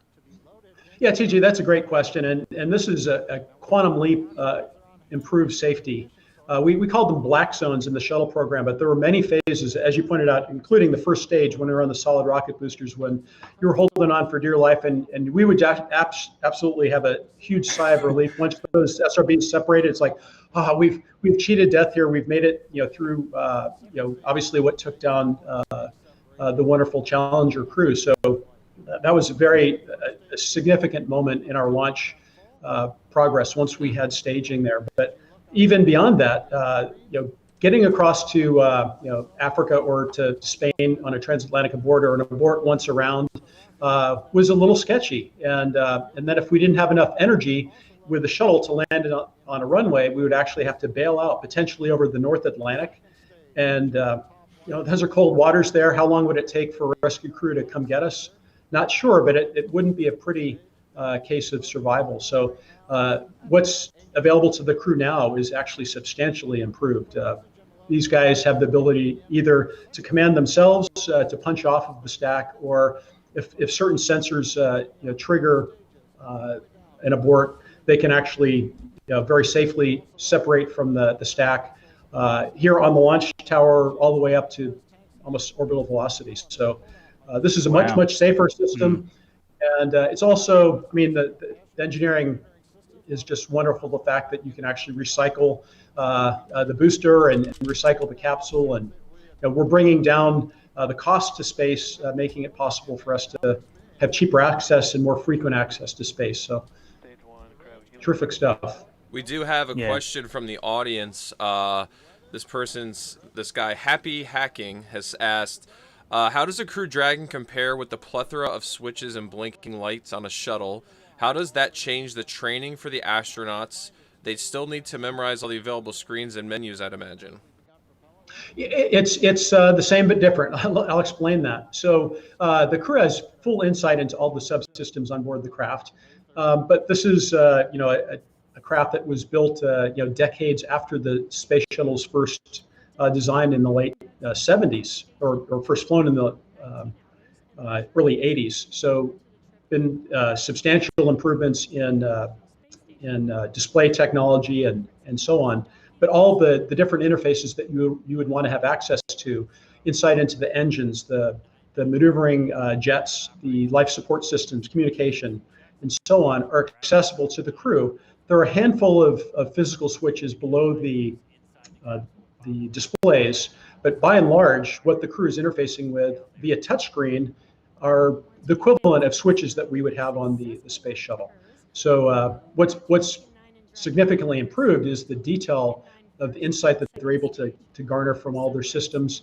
They also have digital procedures. I don't know if you ever saw photographs or video of a space shuttle crew on a simulation or an actual flight.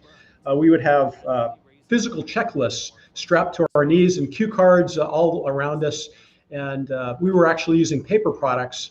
And if there were an emergency, a master alarm that went off, we'd have to very quickly turn the pages to get to the right, the electrical power system and run through the procedure. Now they've got those systems right at their fingertips. So Yeah, I mean, the level of automation frees the crew up tremendously to actually perform more science and exploration. You know, I can't imagine how much time was spent on the shuttle between the whole crew and all the different systems that need to be checked in on and turned on and shut down. I remember reading something, I think Doug was talking about, where, if a pump went down, they would have to turn on an auxiliary pump, and the only way they knew if it was working is they'd look at the gauge to see if the pressures were fixed. You'd have to babysit the systems, and that's just less time for them to actually optimizing their time in orbit, where now the computer can handle a lot of the monotonous stuff and the astronauts can focus on being astronauts, if that makes sense. Oh, absolutely. And in fact, that's the reason why we would not have our rendezvous and docking with the International Space Station on flight day 1 or even flight day 2. It was such a frenetic day. We called it post-insertion into Earth orbit. We'd have to reconfigure the space shuttle into an orbiting laboratory. So reconfigure all of our systems from launch, get out of our spacesuits, of course, but clean up the cabin, but load new software to sustain ourselves on orbit, reconfigure life support systems, communication systems, and so on. Now it can be done with automation. And of course, the crew will be rendezvousing and docking within 24 hours of their launch, leveraging those automation tools that you mentioned. And that's really freeing up not only the crew's time, but I think it's the pilot workload. They can actually monitor systems better. And if things really were to go south, they'd be really in the game instead of trying to sleuth out what had actually happened and find the right procedure to run and do that.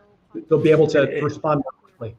I was going to say it is interesting hearing you talk about the differences between, say, the shuttle abort systems and things like that versus something like this, which is obviously built right from the ground up. And you know, as you say, this has got the capability to essentially abort at almost any time in the launch, I believe, or pretty much any time. I think one of the only interesting parts of it was they had to get the astronauts on board and that sort of thing before fueling. And that to me is a little interesting. That was quite different to the shuttle program, wasn't it? Well, so we would actually load the cryogenics, the liquid hydrogen and oxygen, into the orange external tank before crew arrival. So the space shuttle was living and breathing. It was venting fumes and so on by the time we got out there. So if something was going to happen, a short or something that might cause a fire and an explosion, it would happen before the crew would get out to the space shuttle. So that in a way was quite a bit safer. There is a bit of a concern when you're pressurizing these propellants with the crew on board. We of course did have a fire and an explosion on an earlier test that SpaceX experienced. But they learned a lot from that, and I think that the safety procedures and the lessons learned from that episode, make this a relatively safe build up to the launch. Nothing is completely free of risk, of course, but yeah, it's very interesting to sort of get an understanding on how those systems are quite different, I guess, for this vehicle. But yeah, thank you for that. And yes, as I say, super interesting hearing you talk about those more nail-biting parts of the launch with the shuttle, where essentially you're strapped to those solid rocket boosters. There's no turning those things off. Once they're lit, they are lit. You're going somewhere. You're just not sure exactly where. Yeah. Wow, I'm just checking in here on the stream. We've been talking so much, I haven't really been concentrating on what everybody's saying.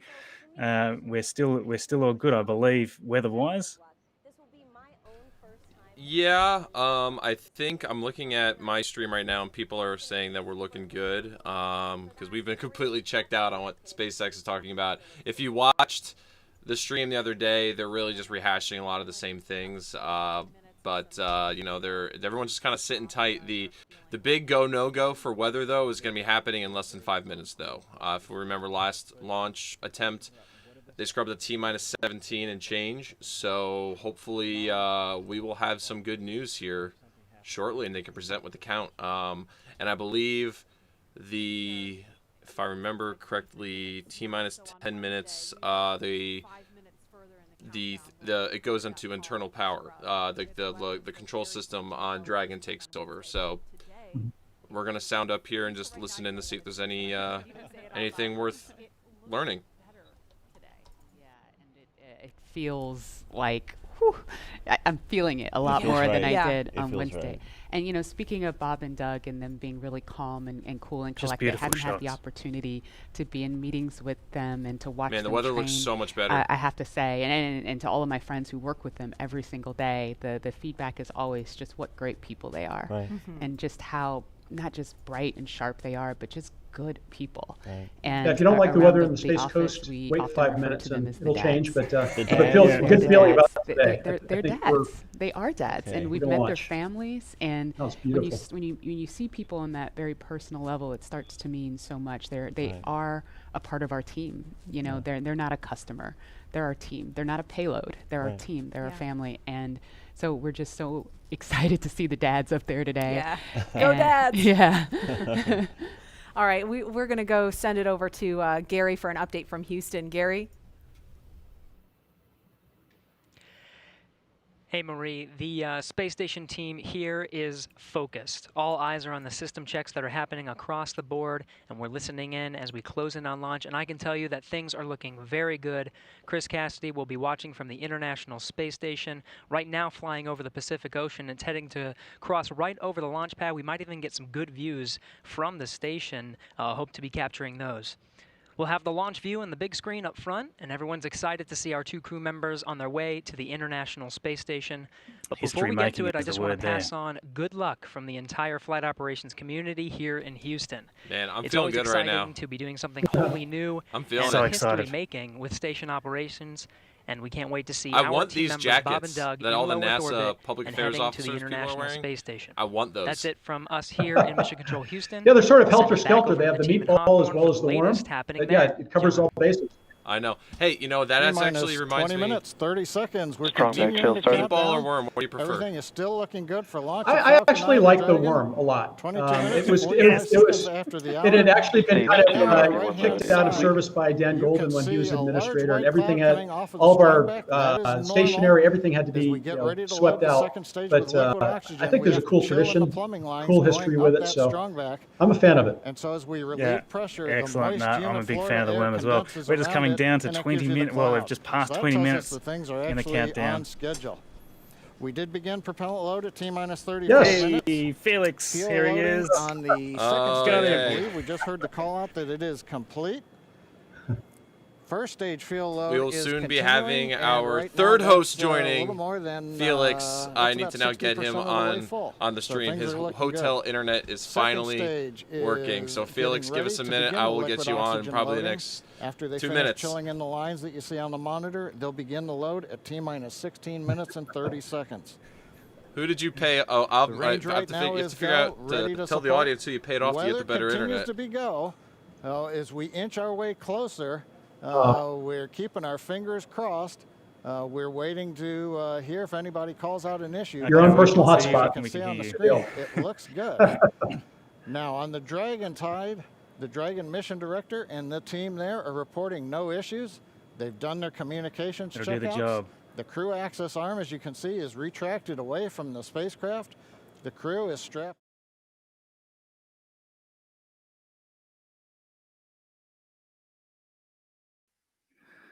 Yeah, is it still go? I was working for the last half hour.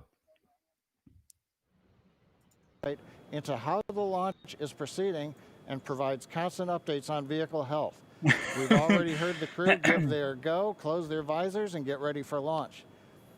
For Dragon, it'll enter terminal count at T-minus Thanks, 5 mate. minutes. When it transitions to internal power, we'll hear continued call Everything's still go. Everything's still go. We've got just people watching from all over the world. Oh my God, we're still go. T-minus 18 We're minutes, still go. 15 Let us know in the seconds. chats. We've got Everything I'm continues live to be streaming. go for TJ's an live streaming. We've on-time got Felix launch. live streaming. So Let us Dan, know in the Jesse, chats things where are you're looking from. pretty This is good. so How are they exciting. doing over at your stand? Things are great from about 15 feet away from you, John I, and honestly, things are looking pretty great down at the pad there. We're seeing a lot more blue in the sky. Green is the color we want when we're talking about weather, and that's where we're sitting right now. So we're continuing to count down. We are under 18 minutes away from liftoff. Again, it's an instantaneous liftoff. I'm the only one who's not live streaming right now. It's going to be 12:22 and 45 seconds here on the West Coast, 3:22 and 45 seconds over on the East Great to Coast join there you. in Florida. Thank you for inviting Just me. a reminder, Great it's to going be to with be you guys. about a 9-minute ride It just up to blows my orbit mind for the that Falcon you're able 9 to join in and here Bob and Doug be here onboard with us. Dragon. This It'll is be a this is two-stage just unreal. flight. Thank you. So we'll see the first stage fly until we Would hear not miss it. go, or main engine cut off about 2.5 minutes into flight. After that, the second stage will take over and continue to power them the rest of the way. Second engine cutoff comes in Looking just beautiful under there on the 9 pad. minutes at about 8 minutes and 44 seconds. Following that second stage, Okay, completing Felix its job, is here. it'll continue to coast for about Can you 30 see me? minutes. Give us an Everybody? audio check, and can the A audience slight hear you? attitude adjustment. and Can you roll hear out me? Any rate, so make sure it's not in any kind of a spin before they do. I think they can. I hope so. This is I can totally hear not you. the I'm not problem sure is if that the audience the problem is that my stream is I should be able to see me. The problem is that my stream is lagging and buffering and everything. So if the camera picture comes through, I'm really happy right now. Awesome. Hey everybody. Nice. I was working for the last half hour or so. So I was working for the last half hour to actually get this to work, and I think it does work now, and so yeah, I'm happy to join just before launch. This should be good. Good evening, everybody. I made it. Good deal. Yeah, it was a lot of work, a lot of tinkering, and right now my internet connection is running through this, and let's hope it works. Hey, we've got Gwen. Can we just turn up Gwen here for a sec? Let's see what Gwen's got to say. And we have the honor of having SpaceX's President and COO, Gwen Shotwell, join us.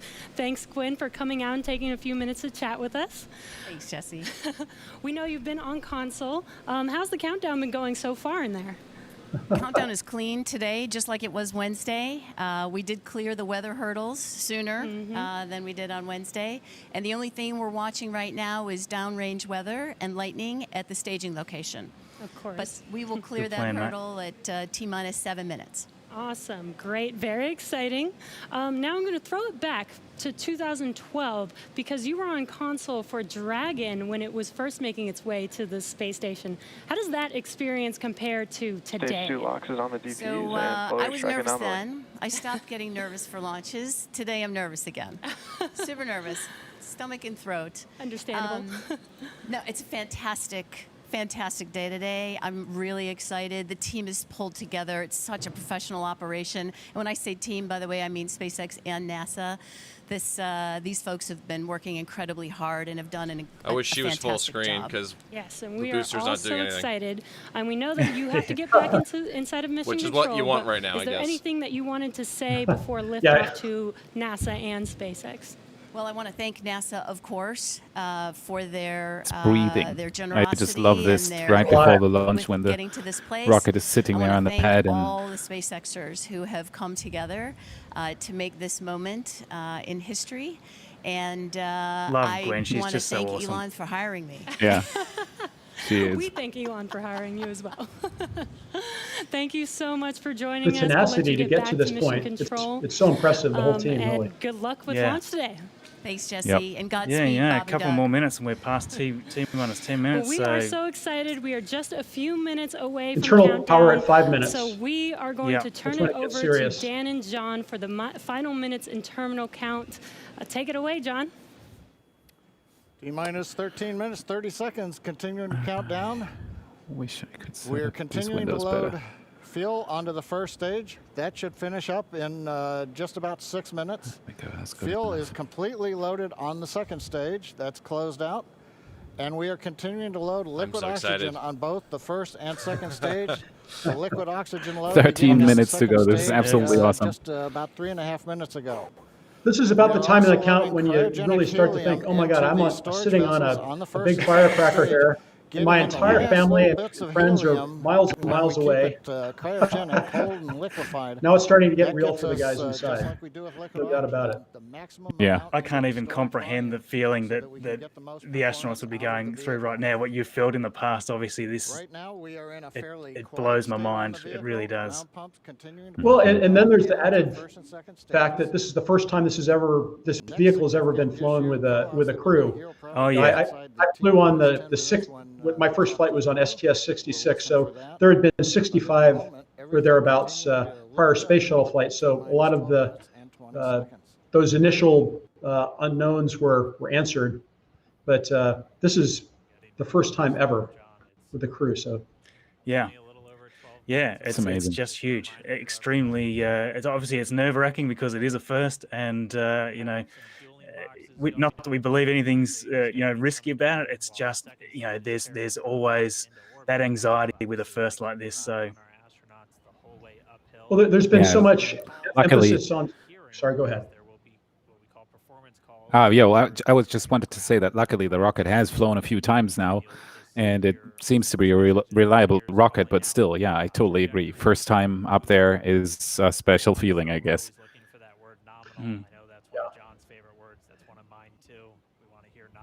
Something I haven't been able to figure out is are those like handles? I guess what I'm curious about are where Bob and Doug are going to be holding on to during the launch. If their hands are going to be up here, I feel like the abort handle is in a bit of an awkward position. I know that, and I think they'll be going upwards of 5 Gs at the highest point. And to move your hand up there to grab it and twist and pull, I mean, I guess it's a pretty big object. back in the Apollo days, the abort switch was right on the, was right where on the left hand of the commander. I'm just curious, with the shuttle, do you know like what the abort, where the abort switch was for the commander? Was it something that was way up in front of them, or? Yeah, so there's a rotary that you would have to push or to twist, and then to press a button to declare a return to launch site or transatlantic abort. And of course, you'd be doing that most likely under 3 Gs of acceleration, or possibly at that. But you practice under those levels of acceleration in aircraft and in centrifuges. So it's hard work, but you can do it. And we would always try under powered flight. We would always lift our arms up, and not to throw any switches, but just to make sure that we could do it. And so, for these guys, they've trained for this. If they, God forbid, had to use the board, they'd be able to get to it. They'd be suitably motivated. Bob, Wow. on behalf of the entire So while we've been talking there, we've just passed T-minus 10 minutes. Know that we're with you. Still going. Have an amazing flight. Dragon should be on internal power at this point. We're still going. Yep, clock is still counting down. It is absolutely our honor to be part of this. Can't wait huge for this to effort happen. get, This is just the so United absolutely States awesome. back in the launch business. As you say, it's still, We'll, it gets talk to you some super more, but real thank at you. about that 5-minute point. So another Copy few all. minutes Thanks for to those get to words. that. My heart rate's starting Yeah. to climb for SpaceX sure. core, so again, that Yep. voice that's going to be talking to Bob Yep. and Doug throughout their mission. Yep, mine too. Right Weather here in looks good. Hawthorne, just offering a few quick words. At least The what crew we to can see confirm in their this crew displays small are picture of the configured capsule, for the weather launch. looks We are coming up on 9 minutes. Yeah, and we're looking counting. good. best as it has been. Does anybody know We've gotten about through the T-minus 10 the minute patches with the crew that Bob and discussions. Doug have put on the Activity is now gonna on switch their over to Falcon on the 9. dashboard there? Is Our anybody next aware if major this is like a event new comes at tradition or T-minus 7 something? minutes. We begin what we call engine chill. Yeah, I was wondering Three about that valves too. will They open. when the egress Those currently team separate propellants, got them out of the on capsule the first stage. last time, they gave them these patches. Open the pre-valves. That allowed fuel liquid oxygen to flow to the Yeah, didn't they rip? I don't know what did it they is, rip it though. off of one of the guys' shirts? Oh, I can explain that. Okay. Yeah. Oh, So, all right, go ahead. here are my flight wings. These are just Velcroed on to my flight suit here. But the closeout crew also have their identifiers on their flight suits, and so I'd imagine that's what they ripped off and put in the crew compartment.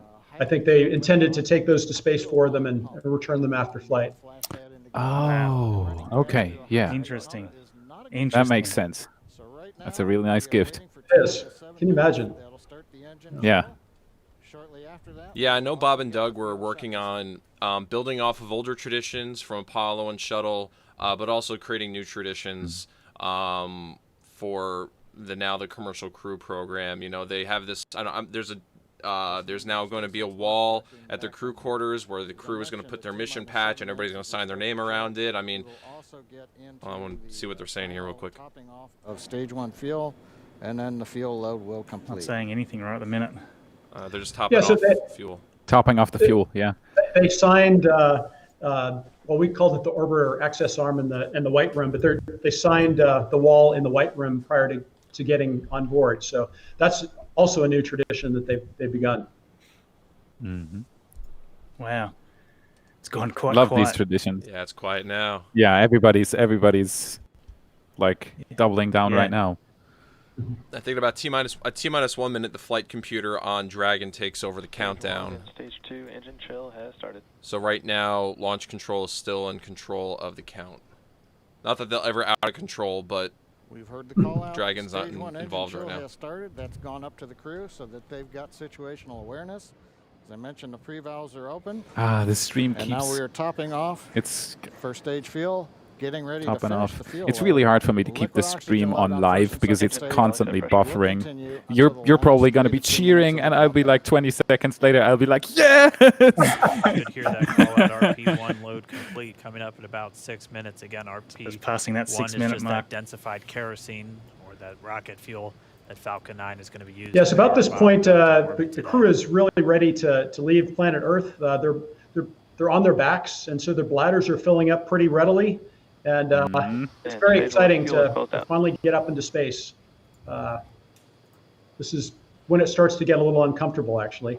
Right after on a couple time. hours on your back. That call out indicates that the fuel loading on the first So stage. my wife's with me right now is because complete. we're on vacation. Draining As back you the lines just now, saw so her in the first picture. stage We're and having second our stage fuel 8th are anniversary Liquid right oxygen now, loading and is we're in the continuing on hotel both where stages. we spent our You can honeymoon, see on and the she's view on sitting the right left side next of to the me, monitor, watching the launch with the me. condensation, Thank you. the cold gas wrapped around the stages as the tank skins are chilled by the densified It's all a bit liquid special. oxygen, Normally, I'm sitting in my soaking up the studio and humidity from the Florida air. What they're doing right now is they're chilling the engines so that the looks like at this they're moment able we're to a little handle more than the 90% super full, cold and liquid the oxygen oxidizer and on the first RP1 stage as it ticking up enters towards the that engines. 80% mark So on the you'll see second more and more stage. steam coming off of counting the down all the way booster. till about 2 or 3 minutes, as And I John was and I wrong. just It's said, not T minus until 10 minutes. everything It's is T minus loaded. 5 Heaters minutes closing out. when Dragon goes to internal power. will be go for So we're about to approach that.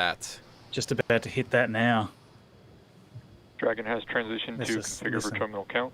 There you go. Dragon's on. Vehicle tanks pressing for strongback retract. Yes!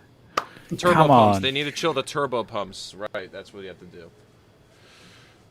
But yeah, she's one cold rocket right now. We're going to open the clamp arm around the second stage. By the way, to Begin anybody, retract of the course, I strongback. haven't done any shout-outs yet. Thank you for the super chats. That We'll is move much back about appreciated. 2 degrees.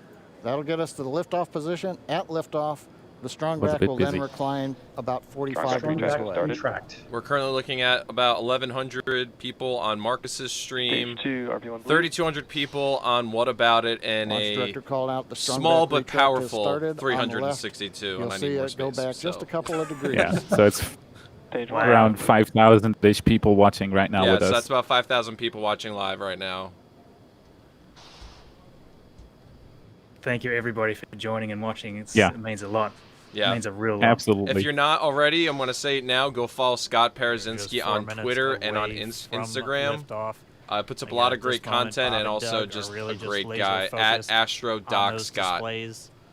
Thanks, TJ. Appreciate it. They have Absolutely. insight directly into Dragon and the Falcon 9. They're able to see where their fuel loading is at, how everything's progressing. Oh down my with the God, count. 3. Oh my God. Can't wait for this to happen. Who among you would fly? Would you take Oh, seats 1 or 4? here, I would, instantly. They We're wouldn't gonna have to have ask me minutes twice. from launch. Definitely. And the too. strongback is now Yeah, reclining just away from instantly. the Falcon 9. So the I'd strong be, back is I'd be running for the rocket. I'm sorry. So you see the strong back is now pulling away from the booster, and now that the tanks are under pressure, the booster can completely support itself standing vertically. If not, if it didn't have any pressure in the tanks, it could potentially fall over.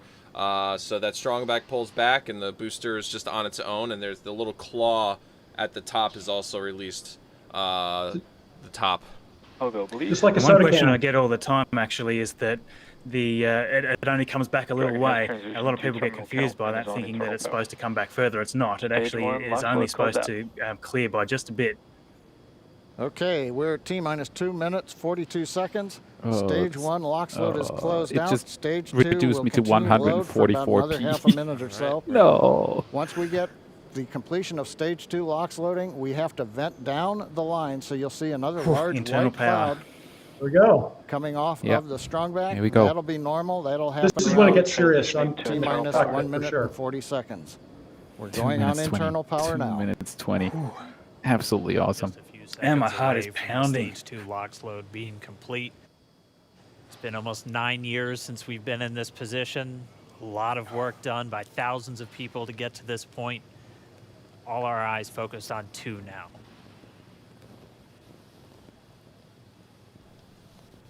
Is that rain? I was just about to say what. Stage 2. Yep, lock that's load rain on closed one out. of the- Propellant fills Oh. are complete. Oh, okay. I'm So confused. is that? There's is in sunshine auto at the capsule though. Everybody's fine up there. Stage 2 LOX load. That was complete. really strange. All fuel, all oxidizer on Falcon 9. 1 minute 34 seconds to go till launch. Okay, and if you aren't already, go subscribe to Marcus House, youtube.com/Marcus House, and go subscribe to Felix's channel, What About It, youtube.com/WhatAboutIt. These guys put out great weekly space content, and if you like learning about especially SpaceX and what's going on with Starship, T-minus 1. they're awesome. Incredible. 1 minute. Oh my God. 50 seconds. Come on. Falcon 9 is in startup. Dragon is in countdown. FTS is armed for launch. You can hear everybody screaming at SpaceX right now at Hawthorne in the background. Under a minute now, the FTS, the flight termination system, has been armed. Dragon, SpaceX, go for launch. 30. SpaceX Dragon. I can't we're even go say for anything. launch. This Looks is like just like, handle. oh. T-minus 20. T-minus 30 seconds.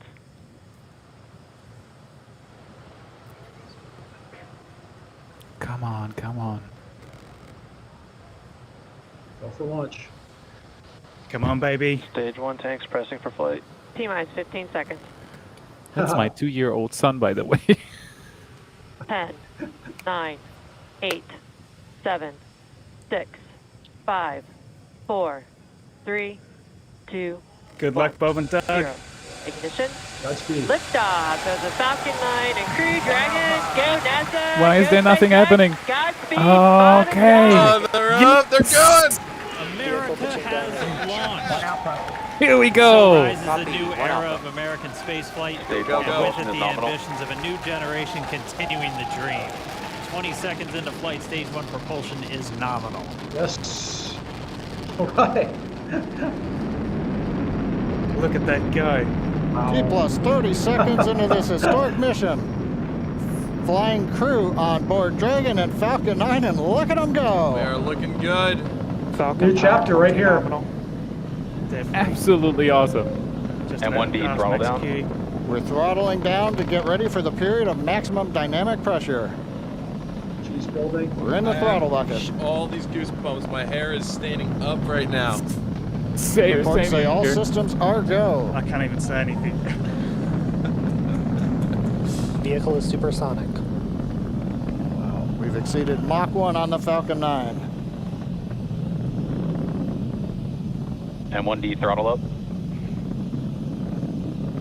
We're throttling back up to full power All as right. we're through max Q. That's really good sign. Copy, 1 Bravo. Yep. Great view from We inside. heard that 1 Bravo call out. That's just Oh, the just second got out. abort zone that they're in. They'll continue to be on this until the first stage Let's has go. done its job. Bob is and they just switch chilling. over to the second. At this point, Bob and Doug pulling about 2.3 Gs, 2.3 times the Earth's gravity, already love that moving at Doug over and chill as it gets up 1,500 into the higher miles per atmosphere. hour. We've heard the call out for MVAC engine chill. That's getting the MVAC engine ready to light. That'll come at about 2:44 into Stage flight. 2 ready. Right now, everything continuing to look good. Next major event coming up is going to be the Let's triple. go. Let's go. Let's We'll have go. main engine cutoff of the 9 Godspeed. first stage engines. Let's stage go, Chad. Come on, separation, baby. Main and then engine cutoff ignition of coming the up. second stage engine to continue to carry astronauts into orbit. Look at that view. Coming up in about 20 seconds. Oh my god. M1D Oh my throttle god. down. Oh my god. Oh my god. There are so many firsts in this mission. So many. We heard we're throttling Engine down the cutoff. Merlin engines There you go. on the first stage. And stage 2. Yeah. Yeah, Miko. And we have Engine Miko. light. Yes. Miko. 2 Alpha.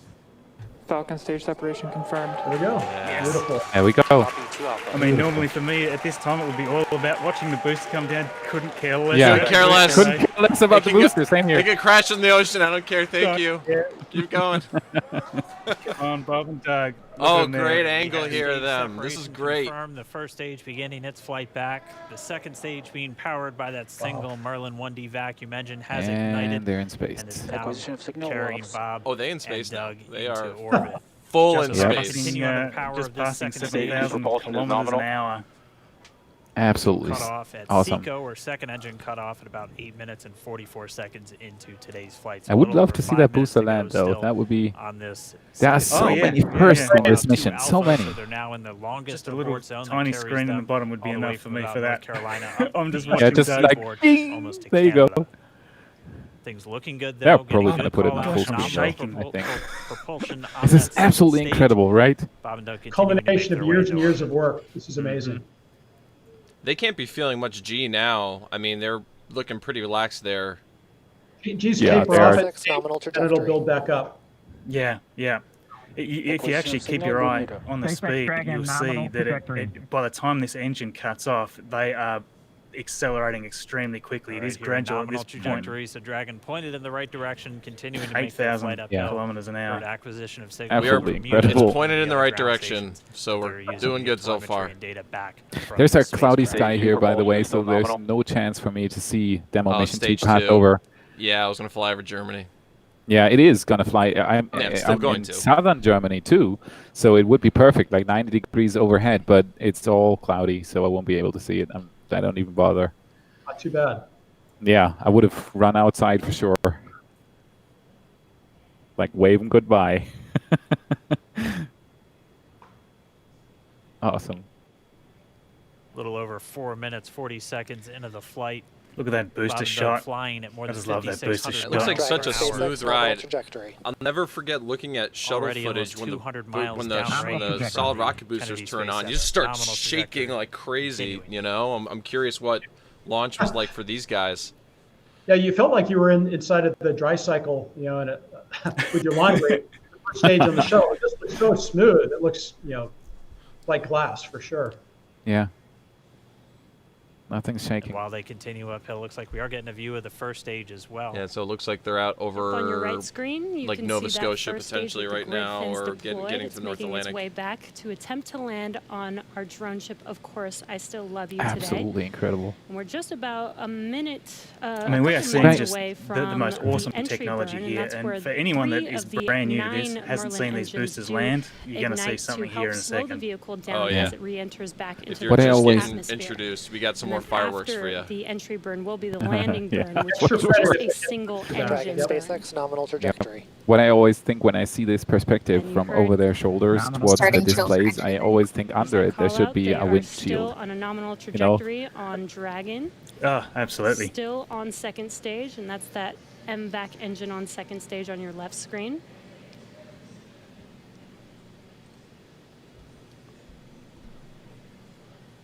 Again, on your right screen is that first So the entry stage burn booster obviously is coming when they back slow the booster enough to towards re-enter the our drone atmosphere ship. Of course, I Still because Love the You. We're booster's about a still minute moving away incredibly from fast, entry and burn. if they didn't slow it down, it would burn Meanwhile, up. that second stage continuing to even Well, though it wouldn't it's- burn up, it would into destroy a orbit. lot of the components of If it. you're keeping an eye on that Yeah, timer, that's even gonna though it's continue to moving much burn until slower 8 than the minutes and second 44 stages right now, seconds. it would yeah. still be too So a much little to over get 2 it down minutes from healthy. Now we'll hear the call out Absolutely. Seco.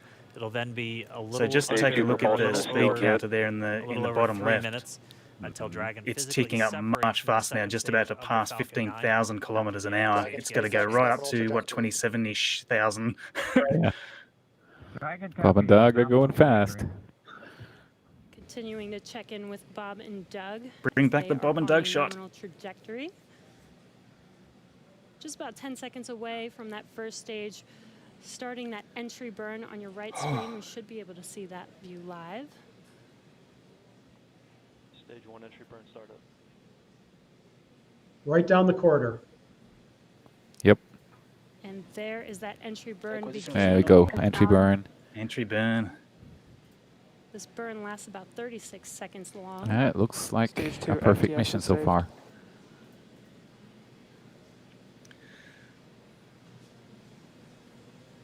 So this now looks like a typical Starlink launch. While that entry burn continues, we're just Yeah. about a minute away from Seco. That doesn't We'll have anymore. A number of events all happen in rapid No, succession. that almost looked like a bit of a It'll be the second engine cutoff. change of We'll direction be there. looking for that stage Yep. 1 landing burn. Yeah, look at it. Look at shortly the after.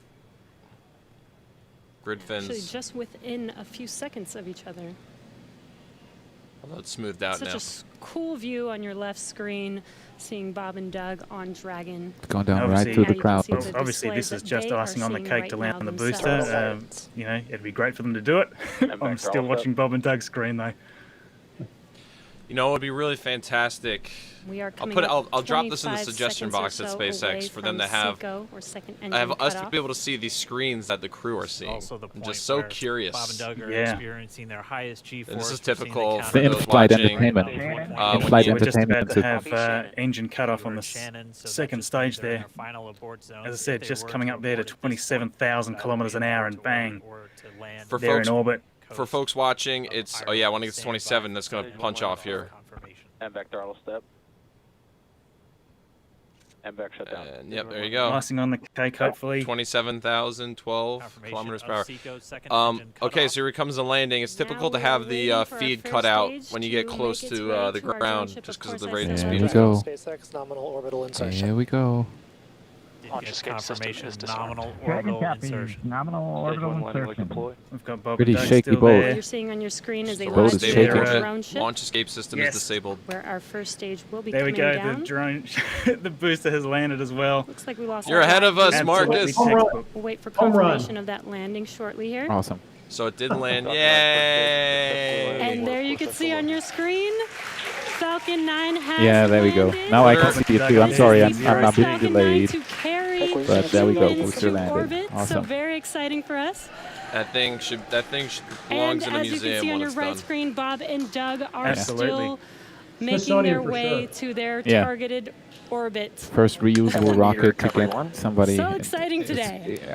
I'm floored. This Yeah, is. so It doesn't stop. So does not we were stop. chattering. They're in a Alright, stable we orbit, did and the hear launch again that escape call out system to has been orbital disabled. insertion. So that means Hey, I just saw Falcon 9 and Dragon right now exactly where we they're just saw the supposed zero to G be. indicator go floating around. And we need a FRC. Absolutely. What a huge moment. And it's right at about 12 Absolutely minutes awesome. when Dragon Ah. will separate. They're on So cloud now- 10 right Looks like we saw a zero Yeah, G now- indicator Now floating comes a around there, lot and Bob of and Doug stuff owe they us have to do. a little bit about what exactly that Yeah, there's is still a that they few brought steps, up but with congratulations, SpaceX. I mean, this is a huge deal. And just Yeah. a massive deal. I can't even really comprehend And before what separation, we've just witnessed, before actually. Dragon It's, initiates separation from the second stage, they do make It's sure extraordinary. to Absolutely make, awesome. They do SpaceX ensure that the and vehicle also is not NASA spinning and it is in and good international partners, condition but getting to this before point, we it's separate. incredible. That's right. The upper Yep. stage does small Oh, attitude maneuver absolutely. using And I shouldn't cut cold NASA gas out of that comment that I thrusters made. built It's- into the rocket body obviously, we watch a itself. lot of booster landings from SpaceX, so I automatically go to SpaceX as being Exactly. So we the do ownership expect of that this, which is separation obviously to not the occur case. about It's a a minute huge from now, partnership, and SpaceX couldn't They be do where they wait are with until this they vehicle have full without confirmation that NASA. it No is way. ready to separate. Looks like we just had a quick view of the trunk section they accidentally cut to. Yeah. Such Yep. cool I views. did spot that, cannot get yeah. over this view that we are seeing right now. Does anybody know Bob and if Doug there's a on the story right behind the screen, zero G inside of indicator? Crew It's like Dragon, some sparkly out in dinosaur. space. Yeah, Already Yeah, it's actually people the have- first I've 200 seen that, kilometers actually. over planet Now Earth. people have already found little it. over What it is? It's a 124 tiny whatever. They have found the brand, spotted what kind it is, and that's probably gonna go out of stock in the next 2 hours or so. yeah. I know. As soon as the launch happened, and I've got the last zero G guy here, and, Yeah. and it took me like 4 or 5 months to get this guy. Yeah. Like the people who make this dinosaur are gonna be so happy right now. They will, Standing by and for they'll also be out of stock and dealing with a lot of anxious customers. Oh Yep. look, We're getting deployment. ready. We're getting ready to deploy LOS here. lost a signal with one of the ground stations. Wow, Waiting look for at that. That is confirmation such now an of that awesome signal. shot of it separation too. confirmed. Beautiful. Dragon separation confirmed. There is Beautiful. a great That looks view sci-fi. right in Could front be of the you best Compound of one Dragon is ours. separating. Separation confirmed. And We're there's such a that bad call boy. It's out. just a beautiful. I know. Dragon yeah. is That's now officially just the making most its way beautiful to shot. the International The lighting Space there is Station just today. perfect for it. Yeah, it's incredible. Just incredible. Dragon SpaceX with that separation call. We have a few words for you from our Falcon 19. The only thing I'm not sure about is why these streams with NASA come across as 720p instead of 1080p. Dragon, Chief Engineer, They always Dragon to have. ground. I know. Bob I Doug, don't know. on I don't behalf of the understand entire why. launch team, thanks for flying with It's a Falcon whole 9 other today. story. We hope you enjoyed the ride and wish you a great mission. Thanks, Bala. Congratulations to you and the F9 team for the first human that. ride for Falcon That looks like a scene 9. from 2001. And it was incredible. That is just. Appreciate all the hard work and thanks for the great ride to space. There's a screen view. Oh, and Mike, proud of you guys and the rest of the team. Thank you so much for what you've done for us today, putting Beautiful, America beautiful. back into low Earth orbit from the Florida coast. Copy all. Good luck. Godspeed. That's great. So now All they're right, just so Bob and moving down their Doug are checklist. in In Dragon space. SpaceX, we confirm nominal Eclipse activation and service section Draco checkouts. Nosecone deploys in progress. Yeah, they have a whole Copy all. program We're of stuff monitoring. ahead of them before they dock with the ISS. the core here in Hawthorne, giving the crew Yeah, a lot of tests are heads doing up pre-flight before they actually dock. that we have confirmation the nose cone Yeah. is deploying. A lot so of again, stuff that to nose do. cone is going to open up a little bit more than 90 Wow. degrees. I love that Goes they're up to staying about, on I this think, other 105 angle so we degrees, can see and Dragon that's from gonna the expose, outside. Yeah. I wonder the how docking such a ring great and the shot. hatch that they're going to be Yeah. I wonder going how through soon once they're they going to start attach working to the on International Space those Station, maneuvers and that also Doug is 4 of scheduled those to Draco do. I'm not thrusters. sure We where call that them is the in their forward timeline. bulkhead thrusters. They're going to be Looks used straight for out of these a major sci-fi movie. phase burns or firings of those thrusters to actually raise Yeah, the them helmets kind of look like gradually 2001 over the Space coming Odyssey. hours. Yeah. But that was They do a little. Also Yeah. heard good activation of the ECLSS, that's the Incredible environmental effort. control and Absolutely life support surreal. system. That's everything Very, controlling very their well done. atmosphere, just keeping Dragon a nice, safe, habitable environment actually done where they're it. going to be living for the next 19 hours until they arrive at the space station.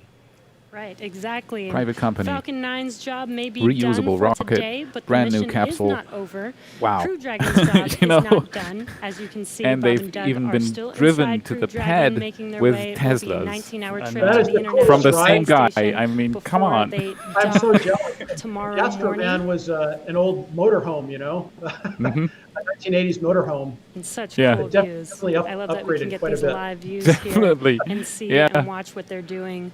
Now I've now that I've driven they the Model are in 3 today. orbit. First time I've ever driven incredible a to just be Tesla, and looking over it their is shoulder, to be well, along this is for the totally ride. off topic, but that's an amazing car if you haven't driven one yet. And we're going to be with It's them. definitely worth it. And we're going to be with all of you the entire way for their journey to the space station. We're going to be covering live throughout.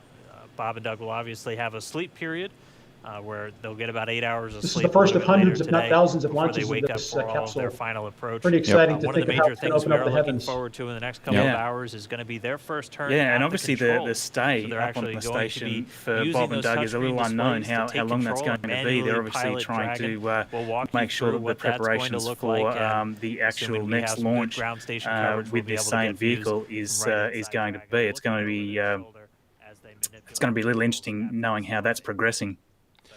Something I've cut to right now, you'll see the on the regular SpaceX feed, you're just looking at the nozzle, but right now you can see Elon's getting interviewed by television crew here, and also they are cutting in launch control to looks like the stage 2 fuel tank, so you can see the fuel just kind of floating around in there. And then they are occasionally cutting to other angles that they haven't shown in the stream for inside the cabin. I'm hoping that they come up on screen again here. Looks like they're having some trouble getting a good acquisition of signal. And we're going to send it over Yeah. to KSC to continue broadcasting live with you. But yeah, they're basically now just showing this and. Yeah, Jesse and Dan, we are just in awe. Oh man, I guess they're done showing those other angles. I wish I cut to that sooner. But just look at launch control here. I'm gonna try to go back to the launch, but there's the pad. Matt, look at that view. Wow. Oh, that just must have Wow. been such an amazing, amazing sight from there. Yeah, absolutely. Oh, wow. I've driven by that building. I wasn't in it, but I've driven by Yeah. several times. Well, I'm sure Scott's been in it several times. So Yeah, probably. Yeah. It's so strange to have this monumental launch, and unfortunately because of the pandemic, the hundreds of thousands, if not millions, of people who would have flocked to the Cape, couldn't see it. But thankfully we have the web and these great tools to be able to share it with one another. But I would have definitely flown down there to see this launch. It's one that I was there for STS-135, the last shuttle launch, and I'd hoped to be here today for this one, but they made the right call. Yeah, Well, if all goes well, we'll have another launch in August, right? For the first, not that Bob and Doug aren't real crew, but Crew one. first, for Crew 1. Yep. Which will have 4 astronauts on board, and the timing of Bob and Doug's return is going to be pending. What do you call it? How this mission goes, and when Crew 1 is going to be ready. So So yeah, so Bob and Doug are going to be on station now. I mean, if all goes well with the docking and everything, you know, for the next couple months, probably till the end of August. And when the Crew 1 vehicle and crew are ready, that'll be their timing. I'm guessing that they're going to have to dock to the same port on station, so they probably would come back a week or so prior to Crew 1. It's crushing my ear. Yeah. Oh, they can't use the other docking port for the second SpaceX Dragon. I would think that they technically could. I don't know if they are planning on it, because there's the 2 international docking adapters, right? Right. Yep. And they're right now docking to the one that Shuttle would dock to, typically. Right. So Yeah, I'm not sure. I'm not sure of the plan on that actually. What's interesting as well, just while we're talking, we've got Jim Bridenstine having an interview as well, which I'm also trying to keep a bit of an ear out for. Things the president did right out of the gate when he But became president is he what I was created going to what's say is called it's interesting to just take note of the names of the missions. So it's caused a lot of confusion, and I've got a number of people that are saying, "Hang on a minute, isn't this Mission 2? Wouldn't the next one be Mission 3? The next one's Crew 1." Yep. Even though we've already had Demo 1, this is Demo 2, then we've got Crew 1. So Crew 1 is next. I was hoping for a little bit catchier name than Crew 1 or. I was too. I was too. Especially if they continue it like this, it's going to be Crew 1, Crew 2, Crew 3, Crew 4. Right. Well, yeah. I mean, we are coming from the folks who came up with Space Transportation System as the... So, I mean, crew, Space Transportation System, you know, Space Launch System, like, I guess they're very practical terms. So... Yes. Yeah, they are. Yeah. But yeah, I think that Bob and Doug are not going to get any more screen time for a while. Probably next time we see them, they'll be out of their pressure suits, floating about the cabin. Probably, yeah. Does that, They probably turn off the cameras to get out of their suits, I'd imagine. So yeah, that they may have the ability to downlink, but I'd imagine they're going to turn off the cameras for a little bit so that they can get settled. Yeah, gotta get changed, and also there's like we were talking about these kind of details in the last stream where they have a checklist of going into like every door and cabinet in the cabin and actually seeing if they open properly, how it's actually like the little detailed things all around the cabin that if they're functioning properly in 0G, and taking notes on how to adjust them for Crew 1 if they need adjustments. So they are going to be, while they're on their way to station, functionally going through and just, you know, kind of just pushing all the buttons literally and figuratively around the cabin so that they can see if they need to make any adjustments prior to Crew 1's launch. But that's part of a flight test plan is checking every box and having a methodical way to verify that every subsystem is working properly. Yep. Yeah. Didn't NASA say something about they are going to provide a live feed of all their operations in the capsule, though? I mean, besides getting out of the suits, of course, and private time and stuff like that. Looks like Elon is giving a big speech right now. I don't know what they're saying, but he's been raising his hands and talking to everybody. I'm sure he's amped. Yeah, he is.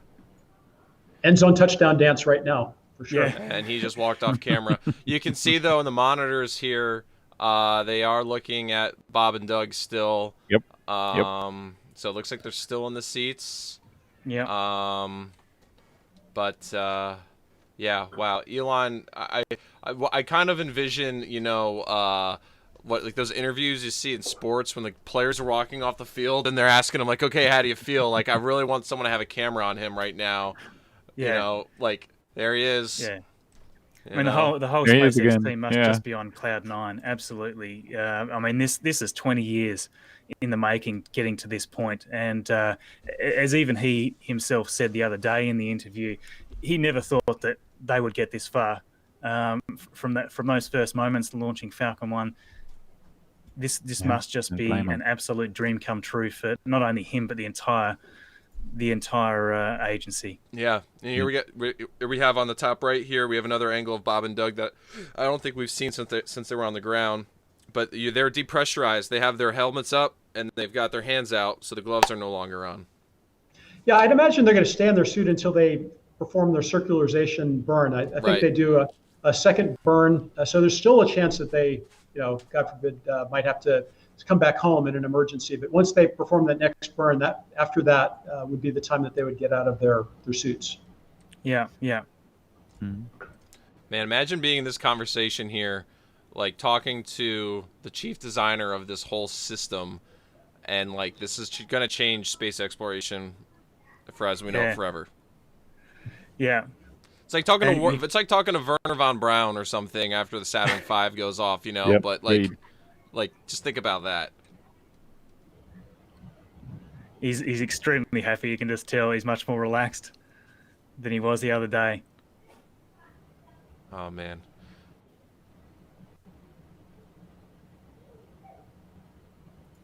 Awesome effort. How many people have been working for this?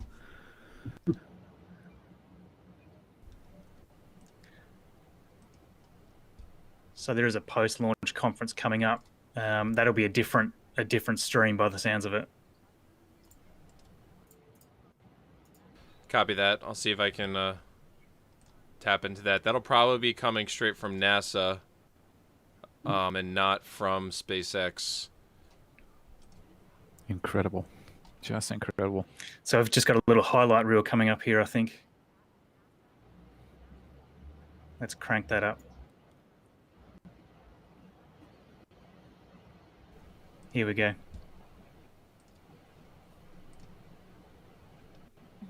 It is beautiful. To orbit on U.S. soil.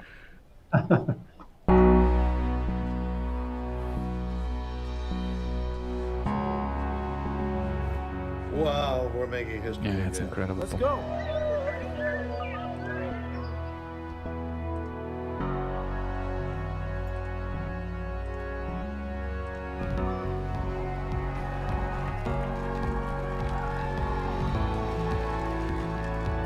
And it's buffering. But Tesla may go to their as well. I hope we get a nice high def version of this footage that they're showing right now. I'm sure they will. I mean, NASA Public Affairs has been on their game. This is just such great promotion for them and beautiful footage. Dragon, go NASA, go SpaceX, Yeah. Godspeed, spot a dog. Look at that. There it goes. Unbelievable. Unbelievable. And you know, this is it's step one. What a great of shot. this. Look at that. Yeah. Yeah. Oh, that's epic. Yeah, with the VAB in the background, in the foreground, absolutely awesome. Wow, what a afternoon, morning, wherever you day. are. What Great a day, day. Yeah. What a day. And now that that's sort of cut, it's interesting to sort of think about the significance, I guess, of this mission being one of so many. And like a few of you have already touched on before, this is the start. In my opinion, this is the start of a new space race. It really is. To lower the cost of space access, it is going to accelerate what we can do. I liken it to the barnstorming era of commercial human spaceflight. You know, bringing those barriers down, making it accessible for many, many more people. Greater usage. Yeah, this is a new chapter. Yeah. Yeah, and you know, as time goes on, cost will come down. You know, obviously there's new vehicles in development at the moment, which are ongoing to further reduce the cost of access to space and essentially getting mass to orbit. And all these things move us in a direction where we can be on the moon permanently, we can be on Mars permanently. You know, it's interesting that we haven't managed to have that drive for the last 40 years or so to really accelerate this, but now we seem to be in a real race to get there, and it's so exciting to watch. Obviously, I'm too young to have witnessed Apollo and these significant achievements, and to see us heading here again in that direction is so inspiring. And for anybody that's watching at the moment that is just as inspired by this, let me know, or let us all know. We've got 3 streams running. Let us all know in the comments what inspires you the most about this, because this, to me, is really the start of a whole new era for humanity, really, when it comes down to it. Marcus, I think you just called me old. I'm not sure, but I'm pretty sure you did. No, I did. You're experienced. Yeah. No, I can you imagine? There's so many young people who grew up without even the space shuttle program to kind of inspire them. So this is the catalyst for them. And now that there's bipartisan support for the space program, we're going back to the moon and with a real view towards colonizing Mars even. So the future is so bright for young people right now if they want to have a role in it. Yeah, absolutely. Yeah. You've hit the nail right on the head there. It really is. It's an extremely exciting time. I've called it on one of my episodes as well that there are like at least two generations now, maybe even 3 generations who haven't had their Neil Armstrong moment yet, and they're going to be blown away once that happens, because that's it's a special thing. And with all the new technology we've got, like we're going to see things in full 4K footage, all this sort of stuff. It's going to be just incredible. Everything that we've seen in the past, from the amazing footage from the Apollo missions, which is still incredible. But just imagine what we're going to be able to capture with new technology in the next few years. It's just going to be incredibly exciting to watch that play out. Yeah. I do Don't want even know what to say about that. to something really quick for you all to react to. The angle is going to have you off screen for a second, but if you're watching on our chat, you should be able to watch it. I found the time of when the Falcon 9 was lifting off from launch control, and you can just see everybody get on their feet and clapping and Elon celebrating. So we're just going to cut to I'm just going to cut to this really quick because I think that this is a really special moment for us to good plan to see. So oh, there's my OBS.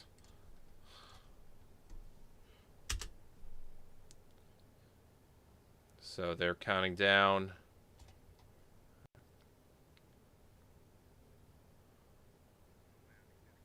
There we go, it's off.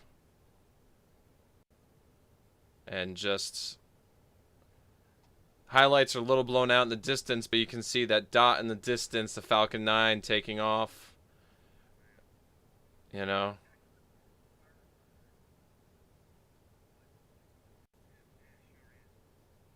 Just absolutely crazy. Just absolutely crazy. I highly recommend going back and watching that if you can. I know that there's a press conference about to begin, but with how giddy everybody is right now, they might be a little flexible on time.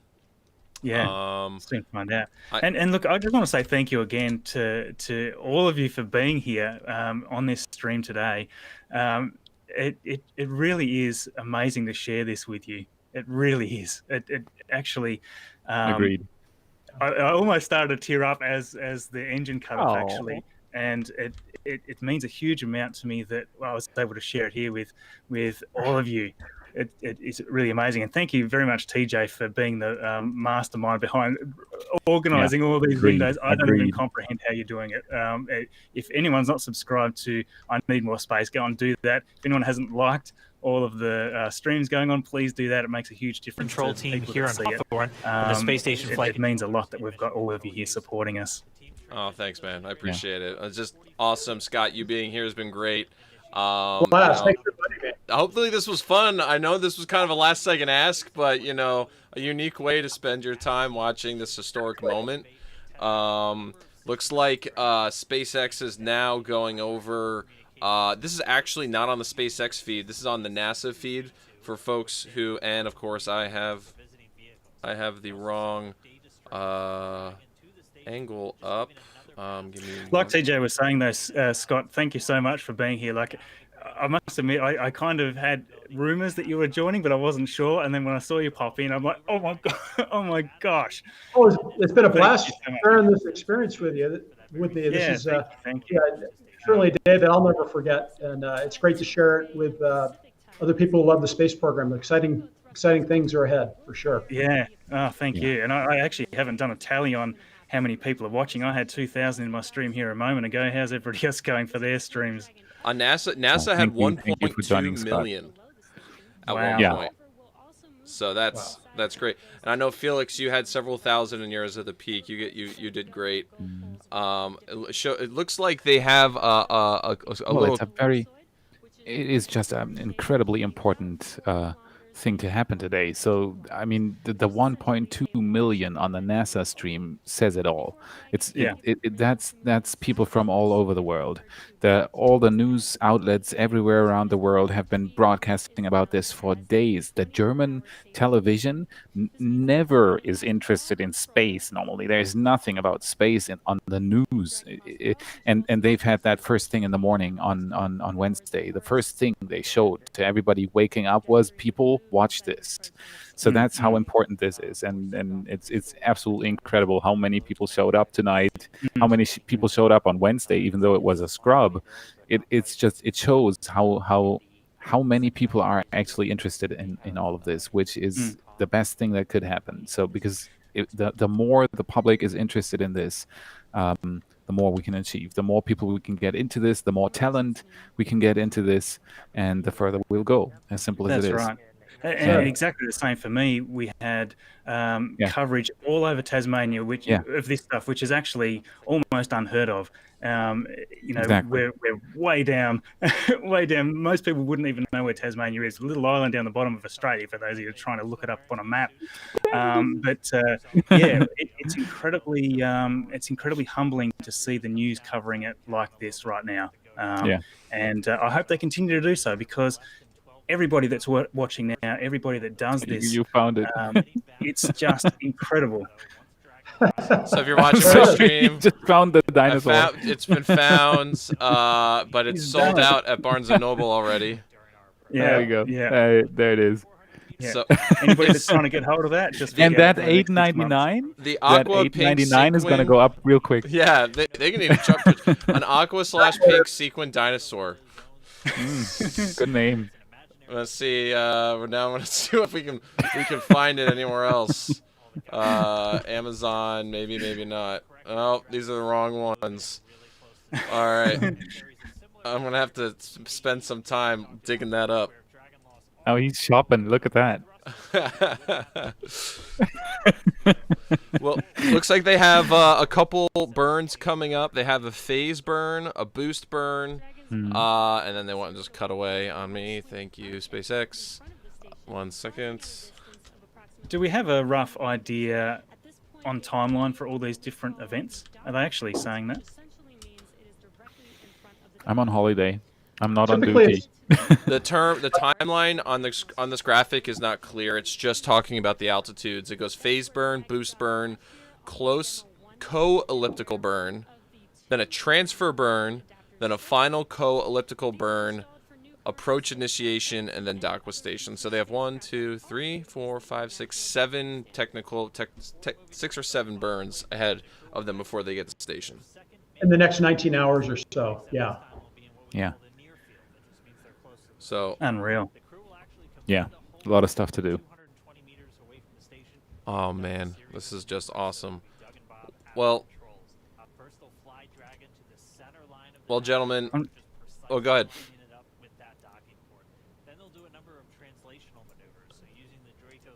I don't know if there's much else for me to really add here. I don't know if you guys want to stay hanging on. But I was kind of wanting to see if we get an Elon Musk interview actually at some point, but I don't see it anywhere. I've just been searching around to see. Yeah, we're celebrating right now. He'll be part of the press conference, I'm sure. This is a big day for him, so he'll show up here shortly. Yep. Yeah. Obviously it's going to be extremely interesting watching the different events play out as we get close to the station. There'll be another live stream for that, similar to what we saw with Demo 1. I'm not 100% sure whether the docking will be completely automated or whether they are. I mean, I know that they're going to be testing the manual controls and things like that on their way. Yeah, the docking will be automated. I'm assuming the docking itself is going to be fully automated, assuming nothing goes wrong. And it's going to be really interesting to watch that process. So that's going to be happening. My time zones are all out of whack with everybody there. It's tomorrow morning, local time, US. Yeah, I think 20 hours, isn't it? 19, 20 hours from launch. Yeah. Yeah. So, I'm looking right now. Yeah, it's going to be very, very exciting. The whole journey towards the ISS, and then including them opening the hatch and getting in and everything. There's going to be exciting moments for the next 2 or 3 days, probably. So there's a Definitely. lot of stuff to. I'm on holiday, so I will not cover it. So you two have to. But Enjoy your yeah, enjoy that thank honeymoon you. of yours. Yeah. Thank you. I wanted to say to Scott, it's absolutely amazing that you were able to make it tonight. It means so much to us that an Absolutely. astronaut who has, especially like you, who has done so many missions, is joining us humble little YouTubers tonight for this stream is absolutely incredible. Thank you very, very much. Oh, it's been my pleasure and honor to be with you, and just like all of you, I'm just as excited to be part of this as anyone in the community. So, if I can ever help you again in the future, let me know. I'd love to join you. This has been a really special day, and I think it's going to be a great mission ahead. And I can't wait to get these guys back home and have a safe landing and bring the then flight really back. open up bring the SpaceX Dragon capsule operational so that lots more people can fly it. Yeah, absolutely. Agreed. And like TJ said, when you first sort of joined the stream, we're not worthy, so thank you so much for coming Thank on. you. Yeah. It's just awesome. Really appreciate it. And yeah, let's hopefully we'll have give it another good crack soon. Absolutely. All the best, guys. All right. Thank you very much. All right, guys, I'm going to wrap up the stream here. Felix and Marcus, if you guys want to continue streaming on your channels, you can, but my brain is fried after managing this stream, so I am going to... Thank you. We're going to stop as well, I think. I'm going to go celebrate. Everybody, thank you for watching. I think this is the start of something really fun with us doing streams and stuff together, so, hopefully this is... We got Crew 1 to look forward to, and many more other milestones coming up with just DM2. So, anyways, yeah. Thanks for watching. Yeah, exactly right. Thank you everybody for joining us, and yeah, we'll hope to do it again soon. Thanks so much, Scott. Again, just can't believe you joined us. Great to hang out with you guys. Awesome. We'll hopefully talk to you soon. Absolutely. Thank you, everybody, and dream of starships blowing up. All right. Okay.